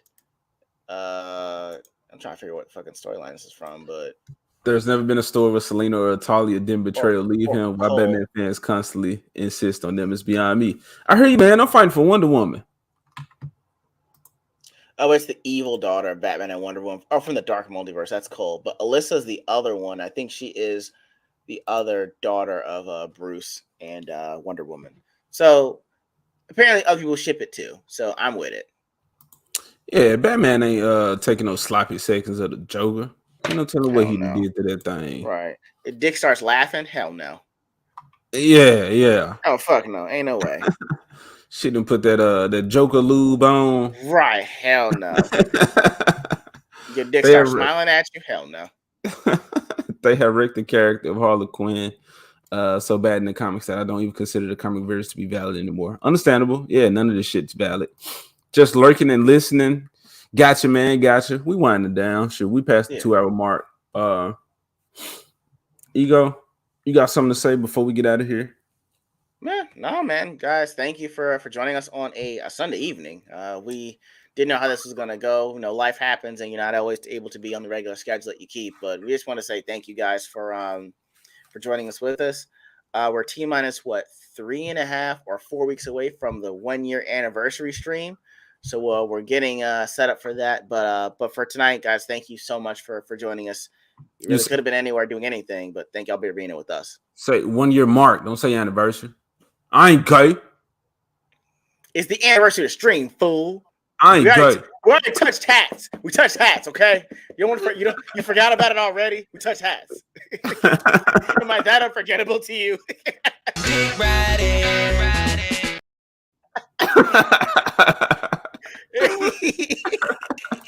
I got a clip out. All right, so Riley, that's gay clip. Yes, I do need that. That's the next one. That's the next one we're getting. Y'all niggas gay. Yeah, I need that shit. I love throwing that gif up on Twitter. Cannoli know it. I stay throwing the Riley at him. Highlighting. All right, well, Nosferatu, have a great weekend, everyone. Good show, AJ and Ego. Great stream. Appreciate you, Jacob. Hell, Lord. We don't do it. Y'all, I love this clip. Take this, y'all. We out. We will catch y'all. We don't want to do this Sunday.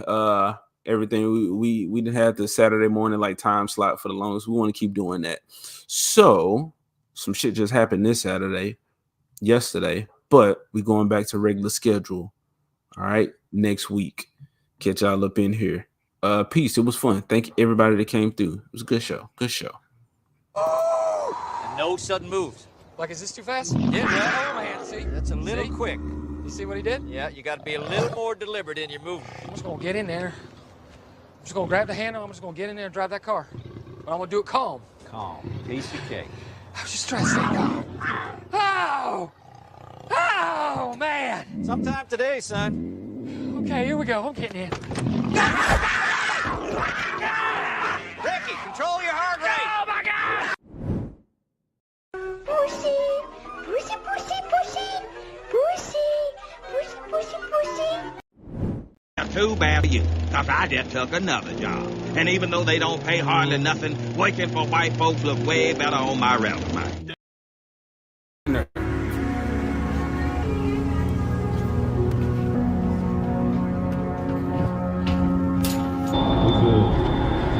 gonna knock these stickers off.